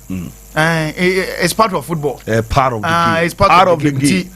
Chi rere me ba me twa me ho aba so da bi da one me di utwa me ho aba local no but latest no say me be yes ma wo why wajuma na me te se va bi next season oh yes next season e betu aba mu be 2024-25 Ghana VAR no ye betumi ayebi Ghana ha next season and tie free FA na so ye ba Material, my latest now. Ghana for my latest no. Well, ye new komo kakra and free the sports ministry enwa and I'm Rebecca Shaw say the national amputee team no ebe share the sports ministry ministry of youth and sports aswe na fe ministers press conference press conference room no o metima ko share akodi nkomo ewo ho na yenwura ministers na so na fe yenkwo hwen komo and the told you Mustafa Yusuf honorable and the national amputee team no edin komo ene na komo ne modu na mo we ni kan kwoti ase ba na ya to aso de from minister Asia the amputee national team. Sitting here is not a club. This is a national team. The team sitting here is not a club. It's not your private property. When you are going to Egypt, if I haven't signed for you to represent our country, you cannot be there. So that is to the management who are here. And it is not only to you, but to entire national team. Once it's a national team and you are going to represent our flag, anytime you come, that's why when you are going, I delegated my director of FNA to come with you in Egypt. I made sure that communication went to the ambassador who is representing the president to make sure that whatever is supposed to be done, courtesies and protocols are accorded to you because you are representing our country. So when you come, after the successes and there is anything, the first point of call should be this office. We are not going to tolerate you using the state for your personal benefits. Once you come, all of us will then be making sure that whatever benefit that is supposed to accrue to you, just like we did in the previous time when you came, the $2,000 you all received never came into my pockets. It was for you because you represented us and you performed. And similar opportunity will be given to you. But if you realize that this time when you landed, unlike last year,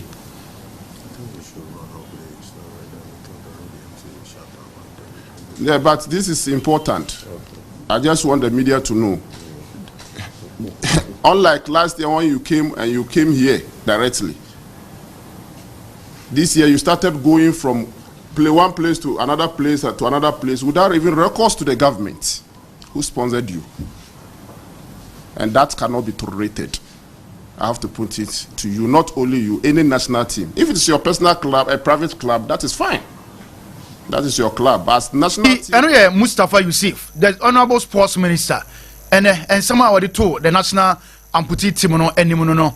Na minister, how I was sounding as a bufoka crowd because everyone Bekacho said the NDC presidential aspirant John Dramani Mahama, I'm a team no $10,000.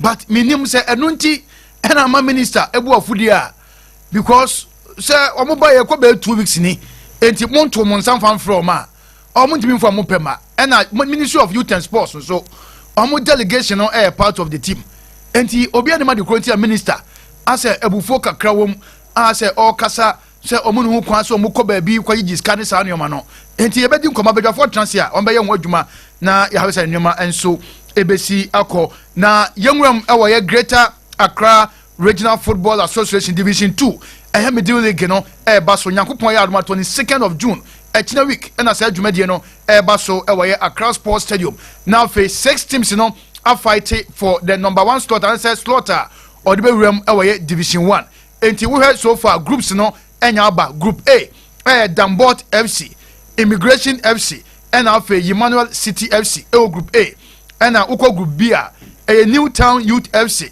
NFA Kotoku Shining Stars and a True Democracy FC where any 6 teams are qualify every division 2 amuram akobo middle league na hwe say obi betimenya the slaughter the only slaughter a woman afford mewuram division 1 enti eno the free Greater Accra Regional Football Association Division 2 and so as well at the eba and area DB mount on AP Sports live on AP TV na AP TV GH on Facebook to join here na wa me adi nkomo area free Onyankopon yarma Sunday and at the coronation match no eba so esa double as Ghana Premier League game March day 34 and we are summer test any Accra Lions na no pan and beka cho say the artist of the year Ghana highest Stone Boy Mr. Livingston our summer boy na fe omo akwako grace occasion e kama na ene summer test players no bi enso e try say ombehwe so ombetimi atu Stone Boy anyum ne kakra nti enwuram our summer test ne enkodi nkomo players no omo ti say Stone Boy ba no yenwuram na fe yenhwe vibe ene awie e free summer test training grounds e the eba anytime we pass through the top skanker. Top skanker. Anytime we pass through, they will them blow up.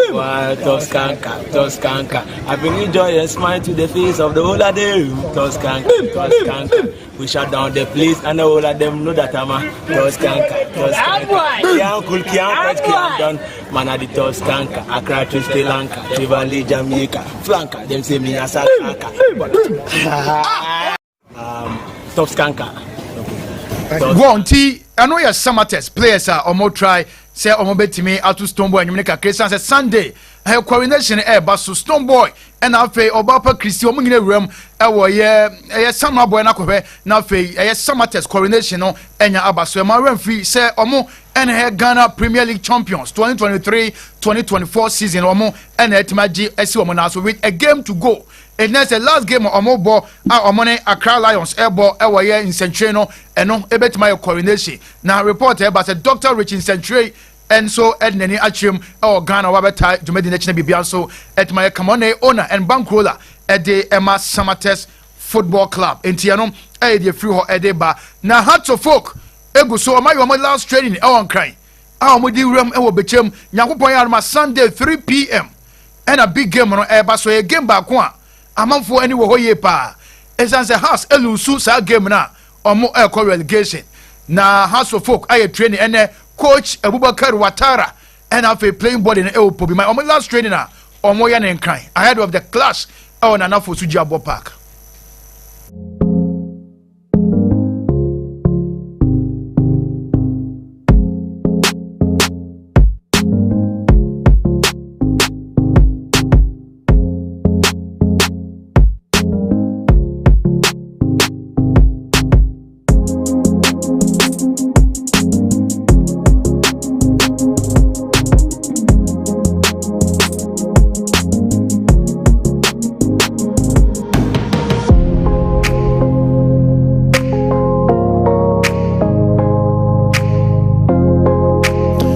I know your house. I'm a final training. I'm so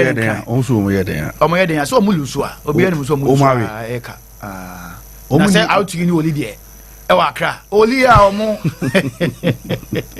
Out to you. Out to you game on babo. You want more better points now. Oh, there any there. Say yeah. Gas, I like you. Gas last game ni out to you. Uncle you cry. Now also only any formula be abim. Oh, say be a we question we answer Zadi any bini home. Oh, sure formula. Say has lusu cry there. There's a Karela the Onyako because Karela BT has 1 point. We have for league table not to sumai. Karela BT has 1 point. Has destiny no on one in some. On one in some. Shen one came. Say about draw cry. Okay. Aha. Na say be on share no one came because say we hear league table now. We hear league table now. Okay. On say the city and Karela. Yes. Karela year 14th. Karela of 43 points. House was 42. 42. On the city. Oli was 41. Oli was 41. But for the Oli out to the engines are game in film. Because Oli shop about 44. 44. Next one sign House of Folk home. But sign Karela home. Karela and so air call Akunpa. Kone mediama. Say Karela has Oli. Yes. Ba akube to form. Yeah, ba akube ko. Karela has but the has timi gyina ne destiny no so ya ono no de o sha has ne ko 45 ono obi anche wo ena se has kura timi nya draw na se Karela ko lose wa point ne be pe na se has afa ho ko because head to head no I think say has wani mu chen Karela nso 43 o almost 43 o sha 46 yes ono so na me say ono kobo medium enti say Karela hye ne de na has hye ne de a Karela no won anim chen no oh yeah of course Karela won anim chen the has where they eno ni asem no because o medium man so ne Karela start na Akun Park the last 3 seasons Karela buy o mobo e wa Akun Park nya de a what ma pick 1 point kura wa Akun Park ni na medium ma wini Karela ntimi nkofa there be not even a draw as a mathematically yeah not Karela, even a draw and your favorite also and your favorite to Akun Park against Mediama baby bia timisi bibia betimesi said the 8 BC here oh yes bibia betimesi Ghana League bibia betimesi bibia the house for kakra sa omo de ne say ekwowe nti na de tell say Lions so ekwo Lions okwo away Lions bo serious Lions bo brekum Chelsea brekum e the house ehia win house dey win no are secure a win yes for Hearts of Oak because we Dream Service kro more 45 for now Hearts of Lions so 44 the Hearts of Oak sha obekọ 45 Lions ekwa away to brekum Chelsea nti points ne there Hearts person ye secure da e win e must win and one tititia na so dwaba yes sir Hearts sha na so dwaba na pressure from so e be din oh en Ghana League no ebema na za Juventus mu nyina ah no kreba e de no de we ni we wo mu kro mu kata unu ma sa wi aka okay na kwatoko hia hwan ya na baba ara ba yema any has ye bia eza samates for no na omu bido da ze kwatoko for so mo hwe se has nkoyi no omu kwa has support because support je o mani ebi ani agi wo mu kwa baba ara mo match ben na be ma wo has na enye kra na mushia wo mu a mo supporters ne dey ebehwe ti esreze omunyi omun hye na league ne protecting the image of the league no yeah once na basa dey be a trap me be be mo chi no da bi twamene de enkaso obi nsisi obi ma omu ankobo okay okay ma won nkose re wan na mo obi Capo de say na the last day ethics committee deadline o me de ma out you know or say o mo respond okay the alleged impersonation of team or the realm e dawu ekoboy against Dream Service and 14th of June and by the close of today I will say out to you etimi responded to ethics committee statement omo edeba na out to you so ho 7 so mo free crime and I said the whoever Eastern region benya accident Kumasi Techiman Road Kumasi Techiman Road out to you anopana ye fine tell you ho out to you abenya accident Kumasi Techiman Road of Kumasi Techiman Road. Now reporter ya picture say casualties bia no a ye nyaye em say players no bia no ho kan ye nti anu ye a bit of good news division 2 for no was that say oh we out to you players we out to you players nti anu ye free out to you as ye by sad dey but on say accident ye friends so say players no bia no ho obia ho ye wanya yi na Capo ye kan media mane Karela games e wo ye Akun Park no 2020-2021 media man win 1-0 21-22 Mediama winning 2-0 22-23 last season omu winning 1-0 till you see this is the fourth timer team from Karela ewemu wa Akun Park the last 3 seasons enya dia omo pick it draw kra and so et media for na Tariq Lamte esi akan edema Brighton and Hove Albion abranche ye feno Osman Ibrahim efi Nordjylland ewem ewo ye Brighton and Hove akosi akan na Tariq Lamte say Oman Osman Ibrahim akwaba say ofri Nordjylland ewem ewo ye team from Brighton ababesi akan na ono wo ye ne Ghanaian national colleague ewo Black Star edi wo ba dia Oman atena na for ba o me adwuma emfa ema Brighton the Tariq Lamte and so ama Osman akwaba. He's young but he's really good, he's hardworking, so I'm really excited to welcome him into the squad. We were already speaking about it in the last camp, so yeah, he's a good guy and I think he'll do well, so I'll help him out and he'll be good. He's a really good player. He's young but he's really good, he's hardworking, so I'm really excited to welcome him into the squad. We were already speaking about it in the last camp, so yeah, he's a good guy and I think he'll do well, so akwa baba be adwuma efama team from Brighton and Hove Albion tie no e dey free ho e dey ba na nyakopon yare ma Sunday 3 games ebia obenya update e wo TV so Great Olympics any out to you eno be goal rush Samatex ne Accra Lions eno your coronation match nemom eno be live on Star Times at the 247 and after Bechemani Hearts of game no enso be live on Mass TV nemom Olympics ne out to you the end there e be goal rush if you go be at Toneta ni akọ a report no e dey free ho ntia no a reporter a free Ghana Premier League the live telecasters and also in the media partners of Ghana Premier League and so asoye edeba ene ewie ntia no esi na Capo me sorry e dey free so no ene eye yenyankasa yenuaba Vivian no kasa no pan say breakfast on one 7 yen e wo ye goyo opposite here o say na ne ba birthday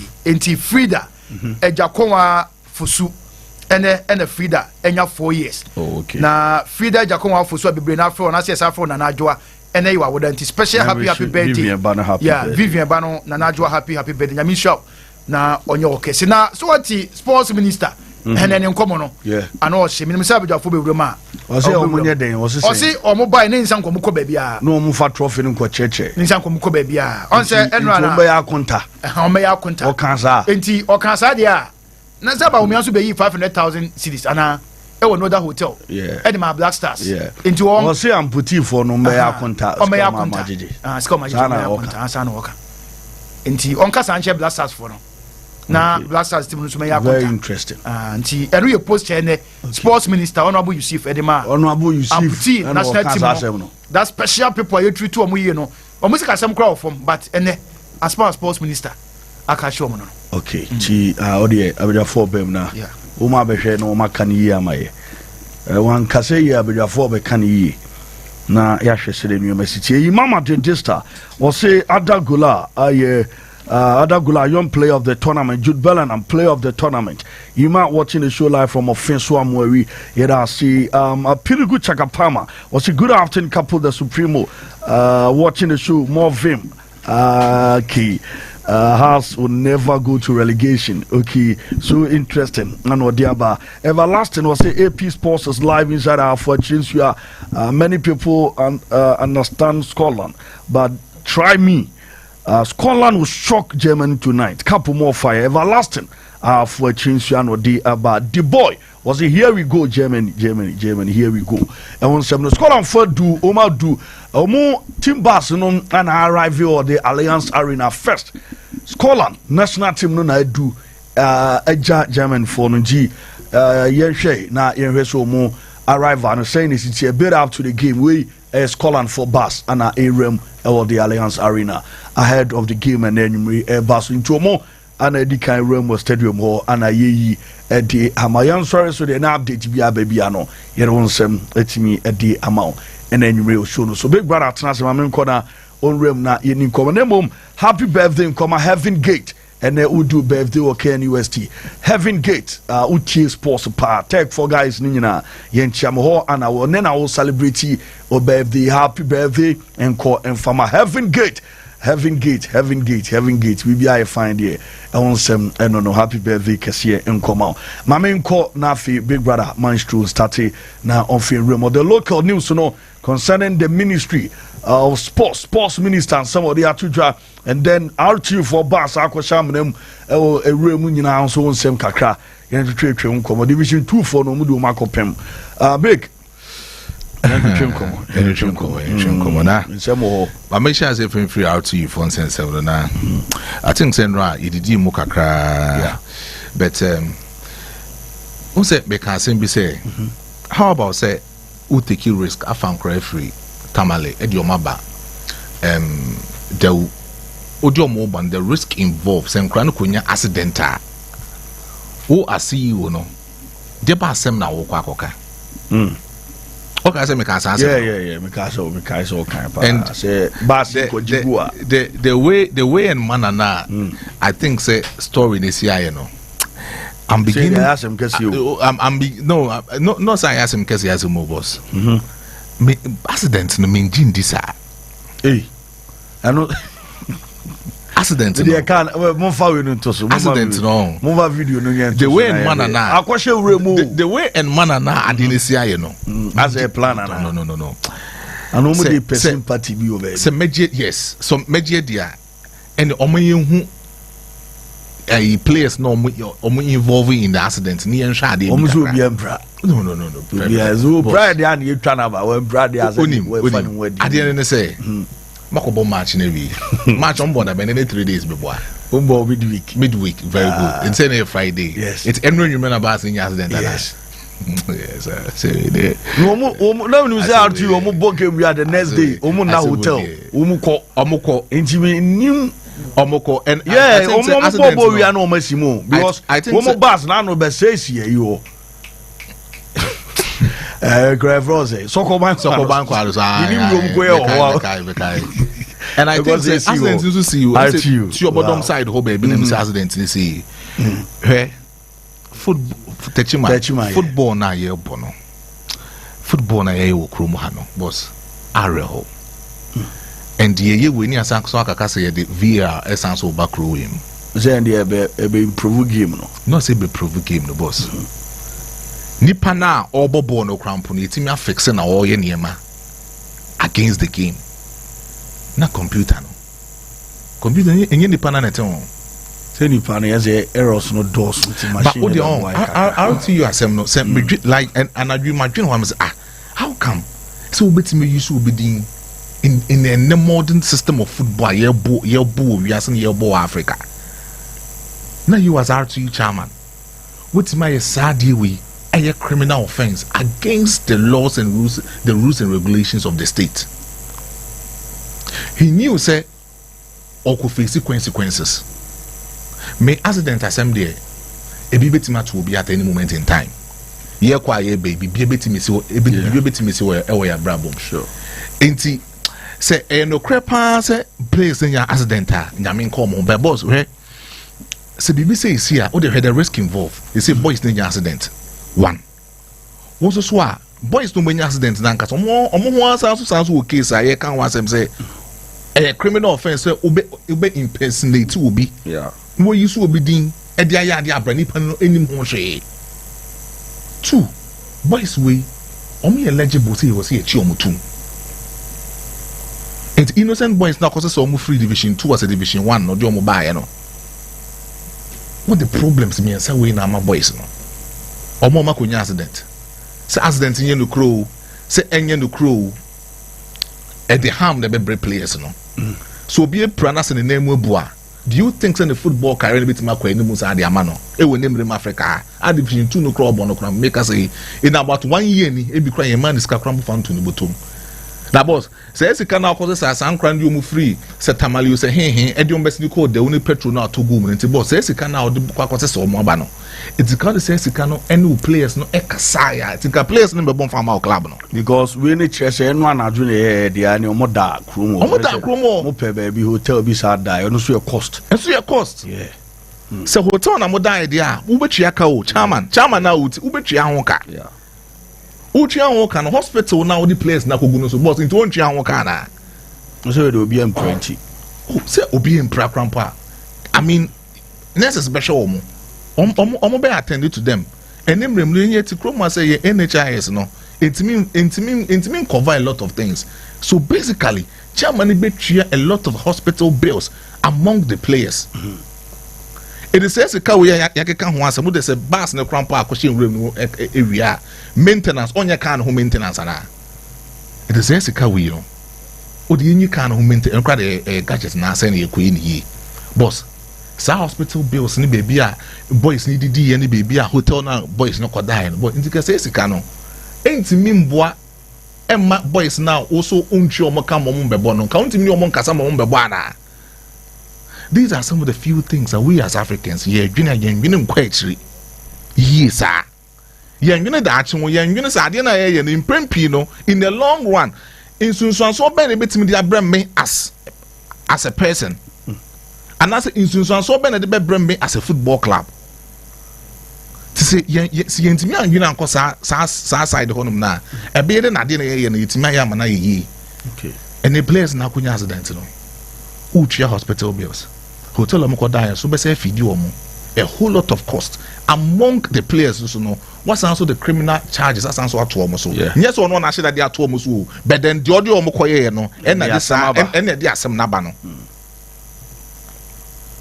enti ene say ethics committee say ene your last day omo fa bibia so come for report to be so koye how to inform ko come asem say I think say Sunday omo match right no omo no Olympics very good so I think so right now no there with the accident scenario no sa game say be baso e maso kra enim say be baso say mbaso yenim nti yemu Friday o yemu bi ne de ye be sympathize with them so many accidents yakopon ka omo no mo honto mo but un say me no omo ye nipa but sympathy na me ka ho asem no enkoye krojin te say de nka out you players na ye ntwi omo say bi omamba bi na omo na akonya de anka ye be ka se mpempi no out you players na akonya accident no but players na ye ni twe enim ne de enyo out you players say unim sa division 2 players so ko GF4 omo registration books mo players no ye ka ho asem no enyo mo din wo books nim it is a case out to bus any players akonya accident even with the players no crampo no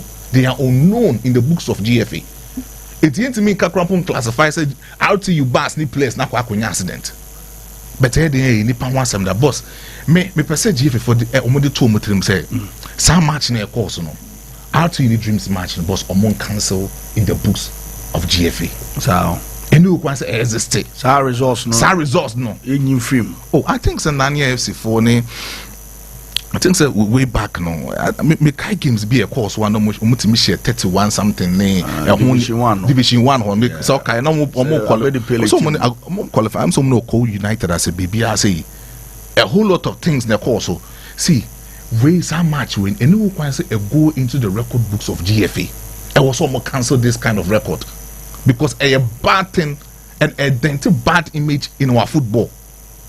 And the new question this kind of games, you put it in our book say some match we call so our Ghana Premier League. Because a bad image. How come say as a professional football club? Now in as much as we knew the ins and outs and the rules and regulations concerning our football. Not for Division 2 players. As answer impersonating one kasa who club players are unchi or more can boss a criminal offense. And I think said this time around no I was say Imra and you mudi boss mama ko amputi for no say Minister Buofu because of say media na so mu eke kan sem kakra sa ntoko we say me na me sha say wa to be money or more boss en common say Mustafa Yusuf Buofu say adent na amputi for no back room ha no omo na no mokeka omoko ju ato ajiji ska ase unza say wako ka unza first na yakobo school league na yia the real cap na na market ti ma me for no mo ska katratum no yes ti real na ba master headmaster say trophy to master say or the call for some vat or whatever to the free scar so na scar crab abayen players no boss eno bi na yakoso no but unse bibia no ye krom ha no bibia kwakoye politics enti ekoye John Drum ye wura John Dramani Mahamadi Mustafa Yusuf say adenti na omode trophy ni nama omo says risk na omo ya kan oh boss asem we this anka enu ga senka minister timi kasa asem no because with ye niema ambuti team na kom tama no mo bo omo games no boss when you say in about 2 years na ministry so ambuti for no call this kind of tournament boss let's be ambao boys na allowances number obu basic salary was senka ministry for no tians so mo de be ma boys no boss na ma yantia na me report to say insuo ne pan na boys no enum da wa camp insuo ene pan no ena na boys no enum da e wa camp and so omo hwema san yoma we cost na boys no e attend to we the media men ni e bohu de road the bomb na say aboafo koye omo mo a eno so Mustafa Yusuf ya asem ene Dr. Bawumia call Black Star camp no almost $50,000 right 50,000 that's 5,000 500,000 okay 5 billion yeah and no can Black Stars for so omo GFA for no first can embrace who is as a more common cry there. Any SMO years officially with me and Tino. I'm so man for so minister. Okay,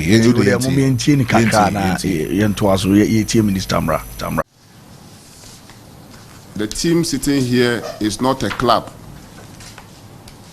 It's not your private property. When you are going to Egypt, if I haven't signed for you to represent our country, you cannot be there. So that is to the management who are here. And it is not only to you, but to entire national team.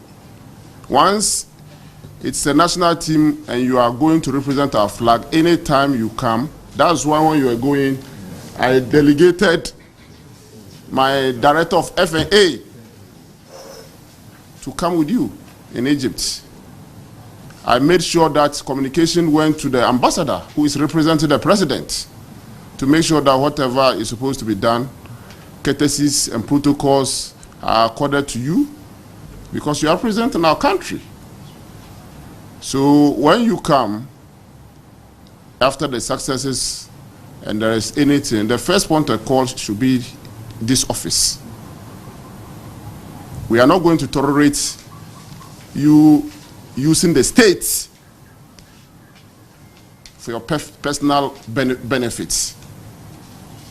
Once you come, all of us will then be making sure that whatever benefit that is supposed to accrue to you, just like we did in the previous time when you came, the $2,000 you all received never came into my pockets. It was for you because you represented us and you performed. And similar opportunity will be given to you. But if you realize that this time when you landed, unlike last year,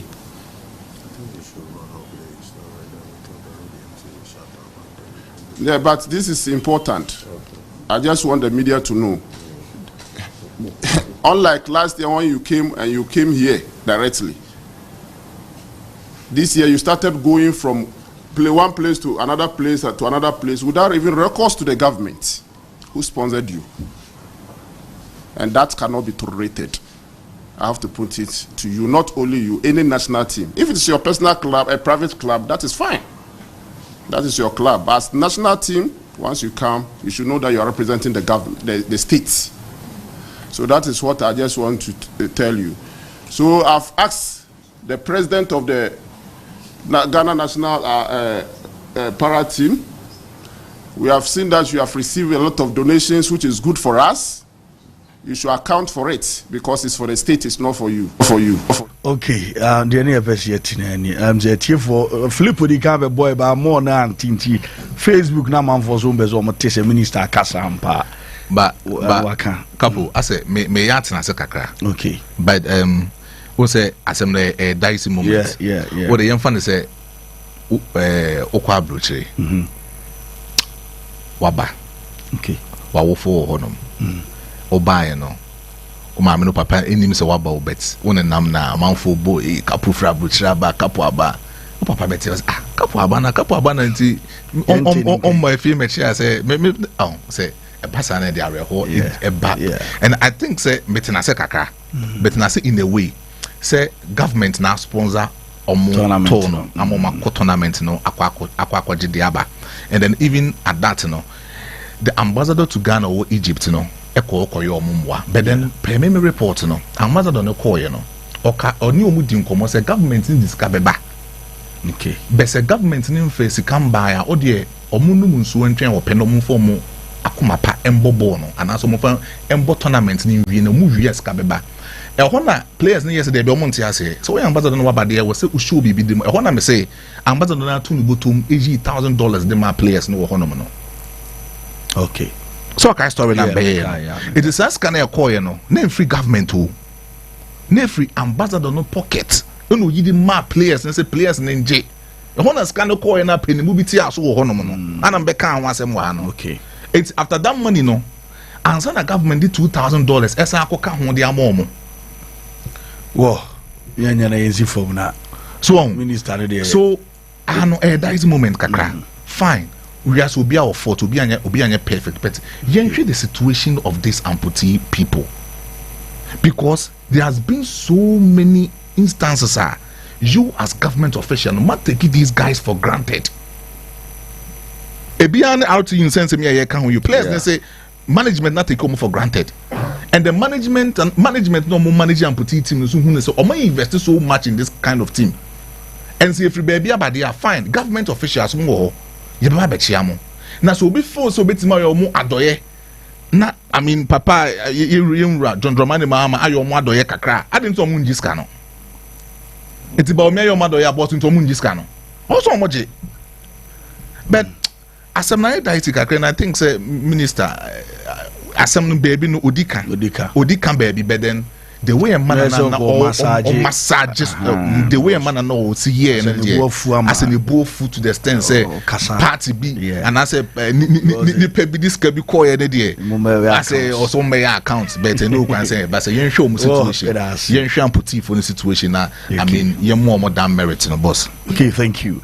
Ohine Bakwatin Otabel Unswatre fantastic sports show. Frankly speaking, this sports minister is not serious at all. He needs to resign from his position as a sports minister. Shameless sports minister. No Eduhade Aba Ewaha. Na Mause say amputee for no start kasa. Richard Obin, head of the Black Challenge of the national amputee team, say we haven't received our per diem till date after winning the AFCON. It's almost per them na bayan tuya ko nti si abana si yela la di diabe ka che se oboy ba per them no fa mo nti se minister obeye si o mbe yi nsem ayeden aba emi kura na esi ye tuya ba to bi ayeden etia so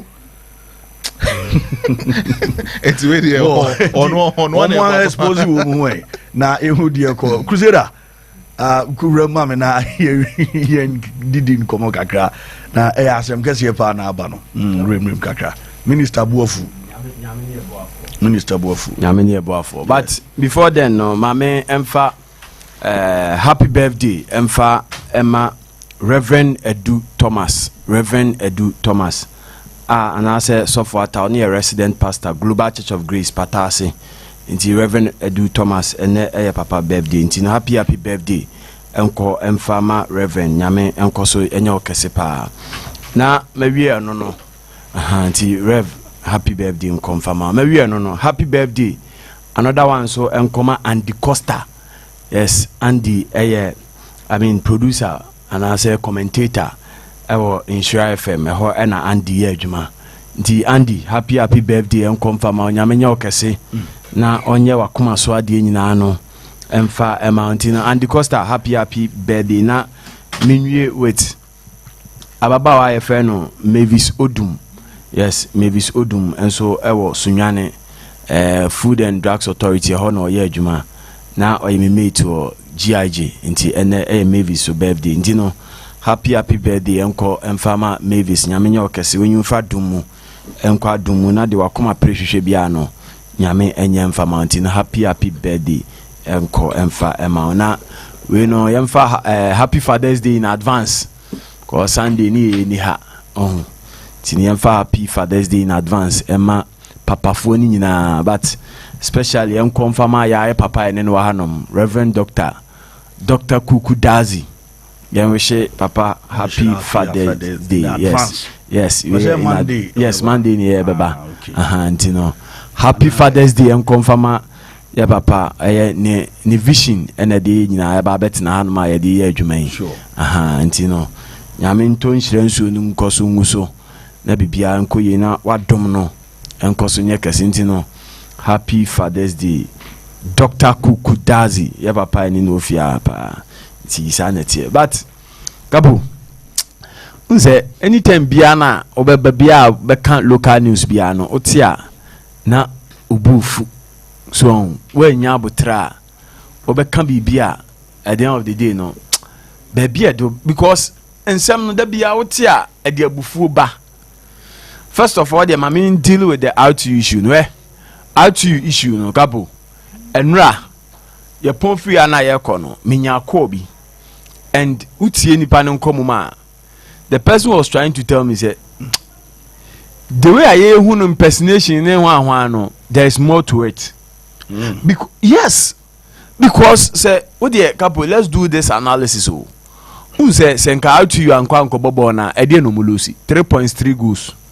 Dream senya ne 3.3 goals. Omu bia nipa na mo accumulated points amo no ne ate 3 free so meboa. Yeah. Say no ano no. Sure.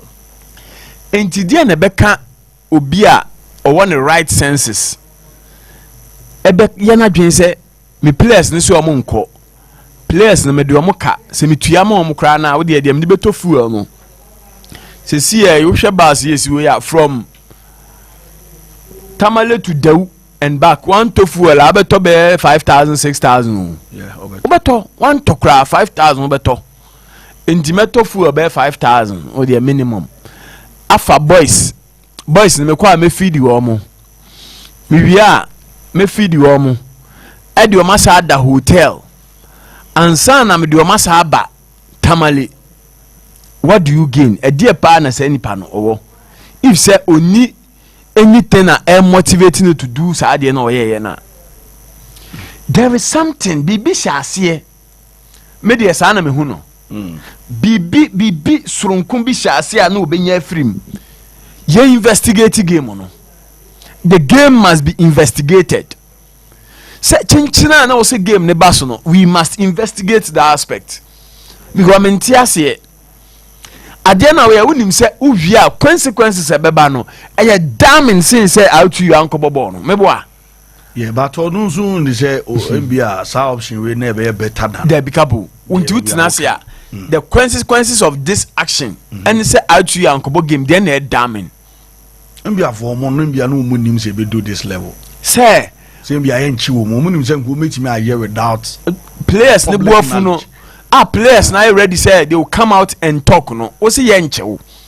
Any pakwa no. Omadwen wo mu.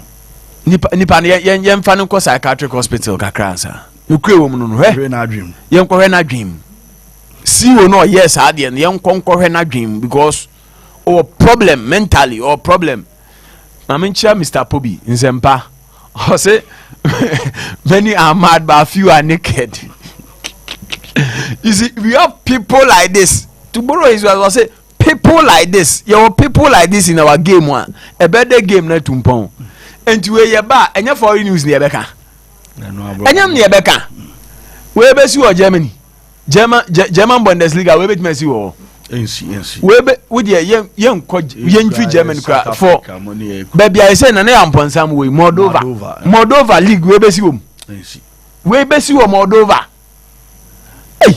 Now we besi wo Libya we see a we achiwa kokun straight o sadie we masa sa Arabic countries we be betime asi wo ho ye investigate game no some be shase me there it goes beyond just players say omo ball any akwa binum de akọ even dreams cry we must investigate them ye investigate o nyina the two teams ni nyina no.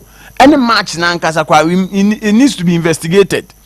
Or maybe was here me say look at the haster GFA president kwade be posting mra say oh we dey nkanya hwe look at the haster yenua atapoku treaty say atu for and you players no the different players neighbor the haster minu shadow dreams say general manager the haster what they be rubbish and say this 21st century there's no way we betimi akofa different players amoma be impersonate on players abebo when it turned out to be true no pull out tweet no BB or something there we must investigate it but when my member honorable Mustafa Yusuf so honorable Mustafa ya di tumi ma wa enkyere se omani ya wo de awu. See, yes, sometimes you might have a genuine case. Ubetimi awo case ba ubetimi de bima ko differ.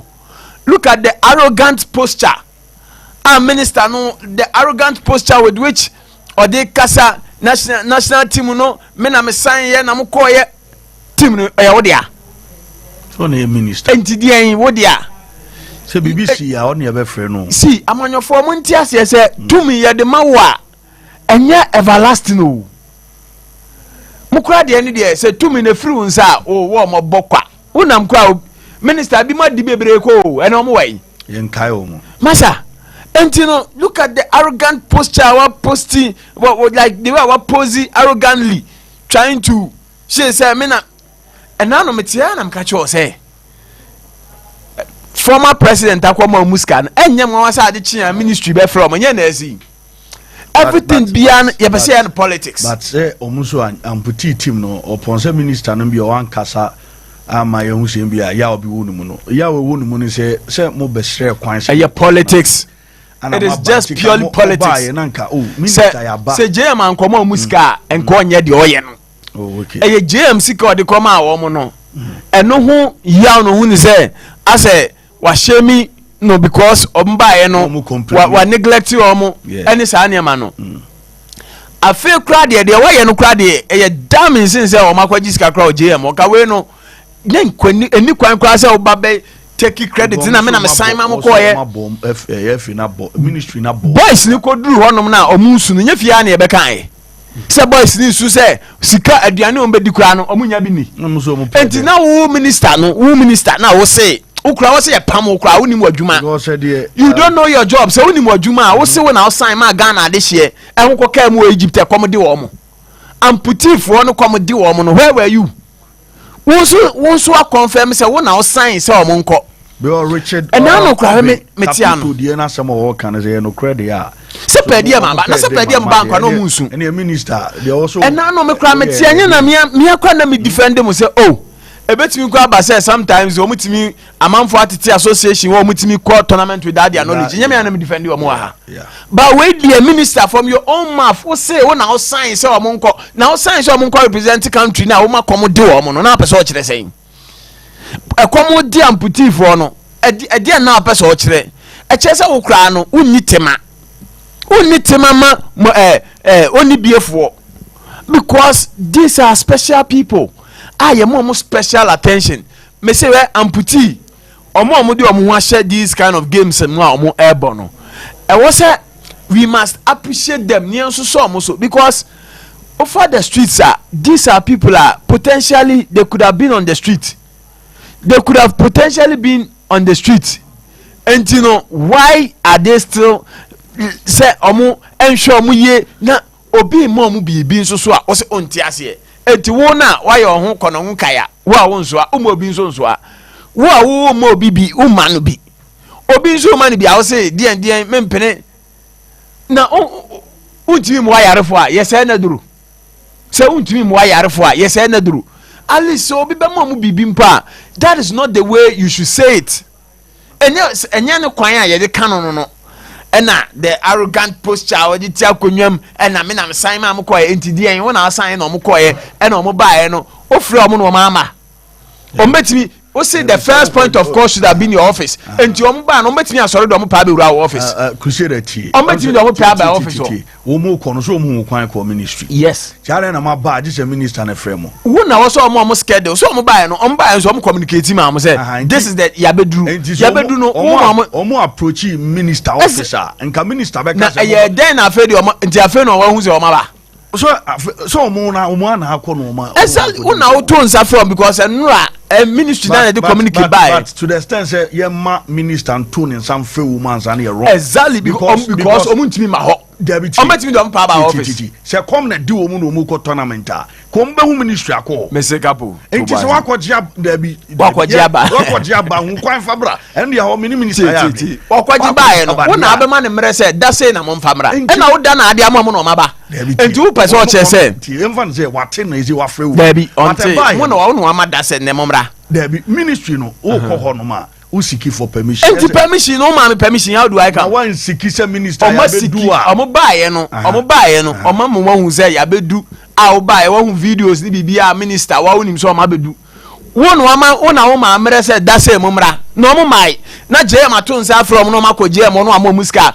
wo how nyina ni say JM na wa mo muska eno an ni problem no politics and we shouldn't play politics with this Niama say why must everything be politics genti aye man na enkoso ne saade no bibia is about politics say bibi nkoye na ko kampe ne apẹ atade bi ne de ahyew bibi nko ye pe na okwaka pe ne ya patade ne de show kroma no wo pese odi bone na afa ahudi a wo de odi obi di bone pe ye pe na chino se me NDC ni nti no mo tata me wo se NDC fo abeta wachi me MPP ni nti ne ye tata me na MPP fo abeta wachi saa de ni nti no da bia amanfo bekoso adi nse hunu saa o ma de public officers show mo nsa no all in the name of politics because na me kan hwe asem nya ba se sie ye nipa kro na ote onu na onu no oye NPP ni oye NDC ni no nipa na wadi bone no onimu no but because say what say oye NDC ni nko ade obeba be defend no what is oye NPP ni nko ade obeba be defend no ade na wa ye no nso no unim nipa kro sika bia onya ya odi ye no wo a wa anya bia ni chese onte ho maachi but the moment wa hu party color ne nko ade oba be di na chi and sad it is killing our country your progress ni ho niema because these are people who they fine GM your opposition leader wa mo muska and kanye problem wa mo muska but the way a man na or they canon calling for accountability there and kanye show but the way na wo canon say and na untimi mfa o man ni sika team no o man ni dia untimi kwankwa jiska ne ho anema no Blasters Eco World Cup no MTN Emma GFA $2 million. Have you called them to account for that money? No, sure, but no, sure. Say MTN assign a contract, supported Blasters with $2 million. Have you called the FA for that money? How many sponsors in the Blasters in the world? I know the FA. Do national team, do Blasters match. You better budget, fat budget. No ministry, I know they do call the Blasters. The handlers to come for it. Because we know a opposition leader now come on Muscanini no. Chese uko kwa pai ade na ose je mo muska na mo bie omuti Egypt wona omusu no e chese you are incompetent as a minister minister we me say me who sports minister so kroma we wa sanche obi a na wo minister within unse Ghana your problem ba ko ye say e bi aban bi ye infrastructure si wa aban baba no neglect ba one kasa party na mu no minister no wo honom Isaac Asiama say ayifo tie ya baby owo nyina hinifo ene ade mu tie ya o me nti o mo nka aye den stadium na aye correct aye so enka wuram multi-purpose centers no bebre nkeka wuram afa na mo sisi bi no mawie 4 years ni a ye friends Asiama free honom no o ba wo to aso bebre na say enka wuram enyema wo ho ehia wo so hwe na wo ye na no de wo nye amputifo obi am kakra na na wani abre ho goje o kwaje wo de ye dai endi okay wo de ma ba mo say minister $10,000 ni eje wo de be ye dai kakra wo ho na ministry ni betimi di am no just stop it up oh okay mo so mo ba ye no aso man ya de ye wo aye de ma mu nie enye afa na aba flexing muscles am ya che say me na me wo post wo na wo post ntidi en post na ye den Kroma ye position dodo the bia na me cho say yes me na me ye no me na me wo power o na wo power na ye den but say power na ye den politics no mo ya ma me che wa de ba say vice command Black Stars for ko busa wo mo so famra but say vice this kind man no to amputi for no ko je cap by Anzana Black Stars na me ka say Black Stars no kan blast who amputi for no ye de come Black Stars say blast na me say Black Stars for no kra ne de no na wo minister na wo ti hobi send what you be na vice car say or mom say 5 billion and I make yes which is 500,000 Ghana cedis and the politics say vice who amputi for na ba and I make say even cry no ba o twa mo boy the command Black Stars because Black Stars no benya mileage so who Blasters obi so dey dia amputi for so what is your problem minister how how ne sen me eno ne me how no dey ntina wo say we kra na how say na wuntimi mfa pen kwa jiska in the name of the national team di omko chi agm no omko so omko sreska amputi for omko sreska omko say omo muska yaje trophy former president eni aba o eni e de akoche na so papa nso munyi wei na mo nso so no mfa mpa bibi entwa we bone o maye ne de yin anu nti no o be say o che say OG trophy back country no ma as a national team no so or opportunities or the che or the toma Ghana for one ameboa but then no before that na state no so aware before the more year no because a national asset obian discount is ade no and the nation is aware so am buy anything Blasters co tournament no mo ba na se ko yi a che day no mbeduru ye na amofo am free airport amutimi do am ko Flagstaff House me bo a blasters ebe ko African Cup of Nations ye ni kroma no na do free crime ebe se ebe party ogodi mbi ndi Stone Boy kan ho bae na enye blasters na do free Flagstaff House se Jubilee House eba golden bin Kumasi anu no be party me bo ono ma be party enti no what stops you the minister no so say enka team na ba no kra no we ukra na o se nka ukohia wo mo ba bia hotel o mo badu o mo kodae no ukra na nka anadwo na ukọ no mo akọbọ ma ba so mo ya de omo hu o twen say omo mra wo office omo schedule time omo de ba office na say obi anka nchom say mo schedule time no de say mo badu ye na no de mo mra ya mo kakra ma to nsa afra mo mra ne ni dina mema mo bibia o say unu mo nketo ase bi omo edi dem ana ye mo kakra didie wo minister won fa no munsuo won fa no munsuo kakra omo ye nto abama omo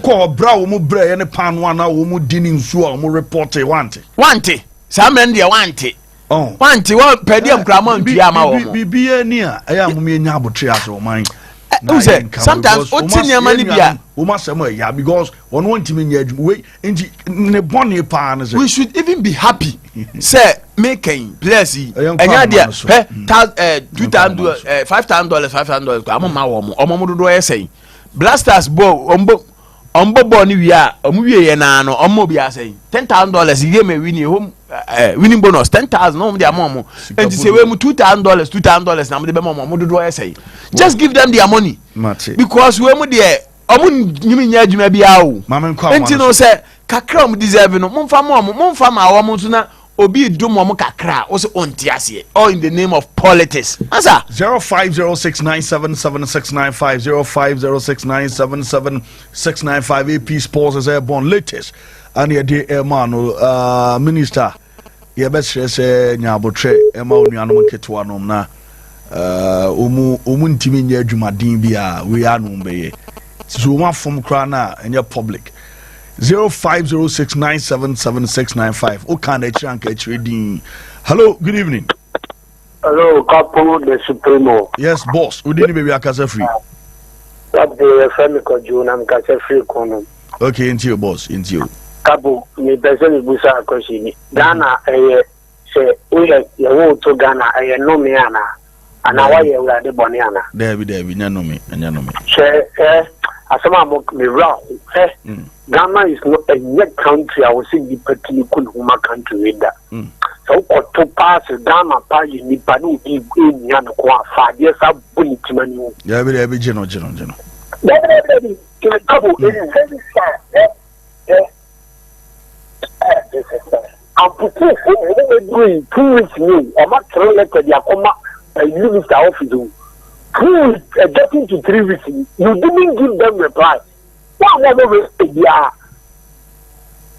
didn't give them any reply.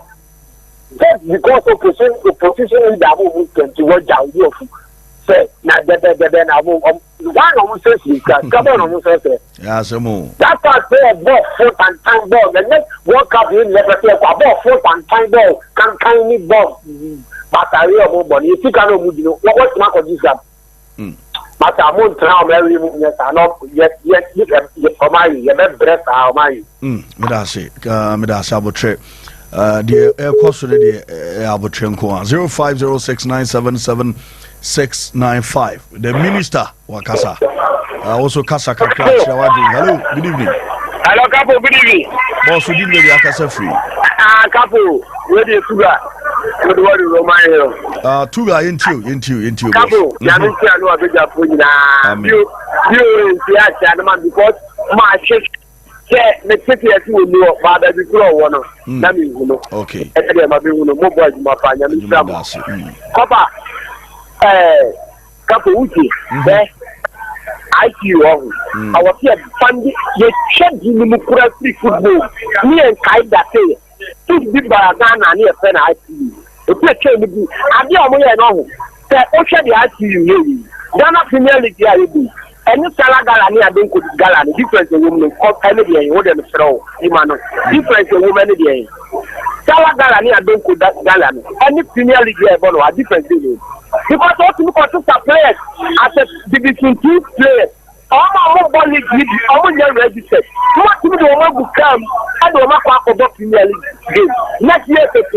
to date, they know I can be okay. Team manager and send me a better kind. I'm a blaster. And to me, yes, I'm your man now. Football, no, I wouldn't say be Namano. Couple, I know we are now. As you said, you have to be found. But next year, I see you one name couple more years. If you have 5 days, it's next match was there.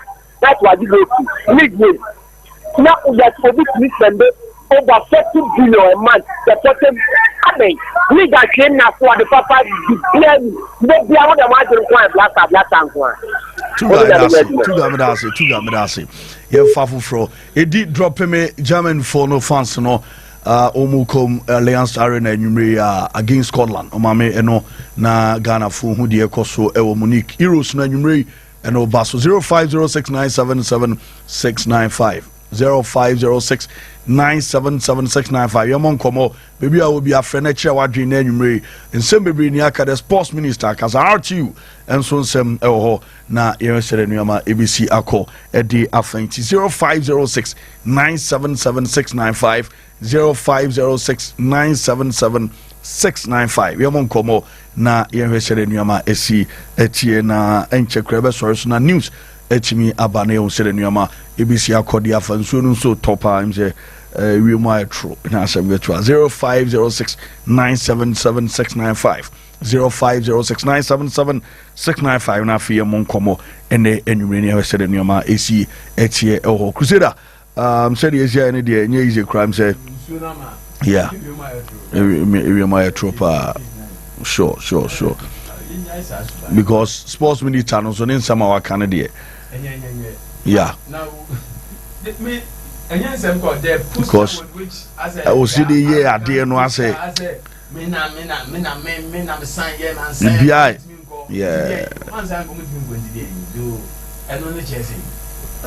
serious okroma o ya di tumi sha wonsa enkyere se power na nya absolute sa o emre beso a ebekọ omuse omo di minister and bebre omoko politicians they need to tone down mukrade se power ni free munsa ya na mo ho obokra che obia se de eja ye na mudada ye na mudada but wo da bia wo ba motoke diwani mu fa wa no e da power ni be I'm fa obia room na me wi awa ba hello the supremo yes sir mo ni ma pa mo bo phobia so de ye ni muda e be wi ni next match ama omo mpesi ekwenyi na obi ni wegwa tournament nso de Germany be je pala Capo oya ma me chewa be fa ho ntewo kuni bi America okay Mate boss me da say Mate the boy thank you very much for calling 0506977695 0506977695 yamon komo na fi hello good evening. Hello, good evening. Boss, me watch your dinner baby akasa free. Yeah, from Saviola, me kasa fi 4 p.m. Champion, yenti o na enyumri. Capo me say, phobia never say die. Oh, never say die, yenti o, hello. I was never calling this, but the church said that the phobia, you know next match. You next part. You have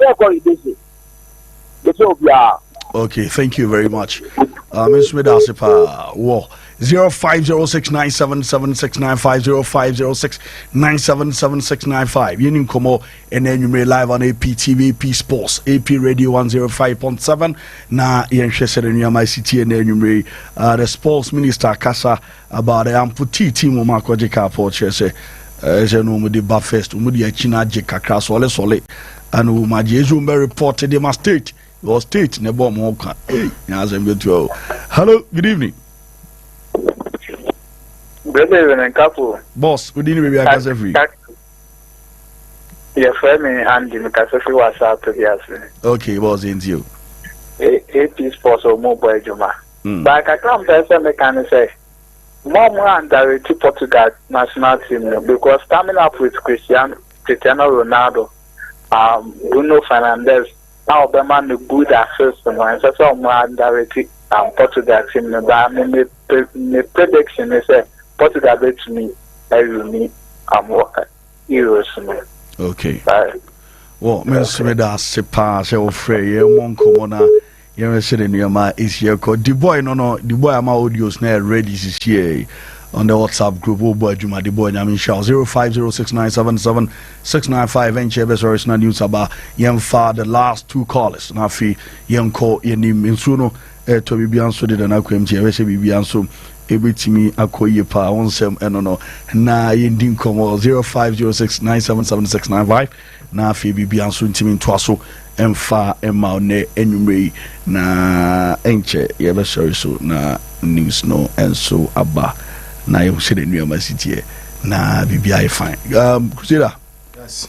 Minister no anka say waga say say ela me kanu ze tumi efiri unsa no omo di minister ni MPs na ene omo ni sa position bi me wo shi omo ya ahwe omo bebre na bonze wa ye mobo depression bre wa me depression kwa be kuntem ti omo ntoni down kakra omo hu se tumi ni ye ne de ama wo mo ti omo ntoni down na mo omo but over the weekend there say ye beba na ehu de asi house ne nasefo no yes ye beba na ehu de asi oli so Tuesday beba so echina radio ni tawa so sa oli ne house for no oli house na Karela uti takwa sisen no buza bechema sisen enkran ye sen more update kasi ana nje betewu radio tawa so sa na buza ha ko sisen mami sani out amusen kran ye sen hey any yasemo ya to you now her time now radio ko Crusader now turning kind of big brother out in county Filippo people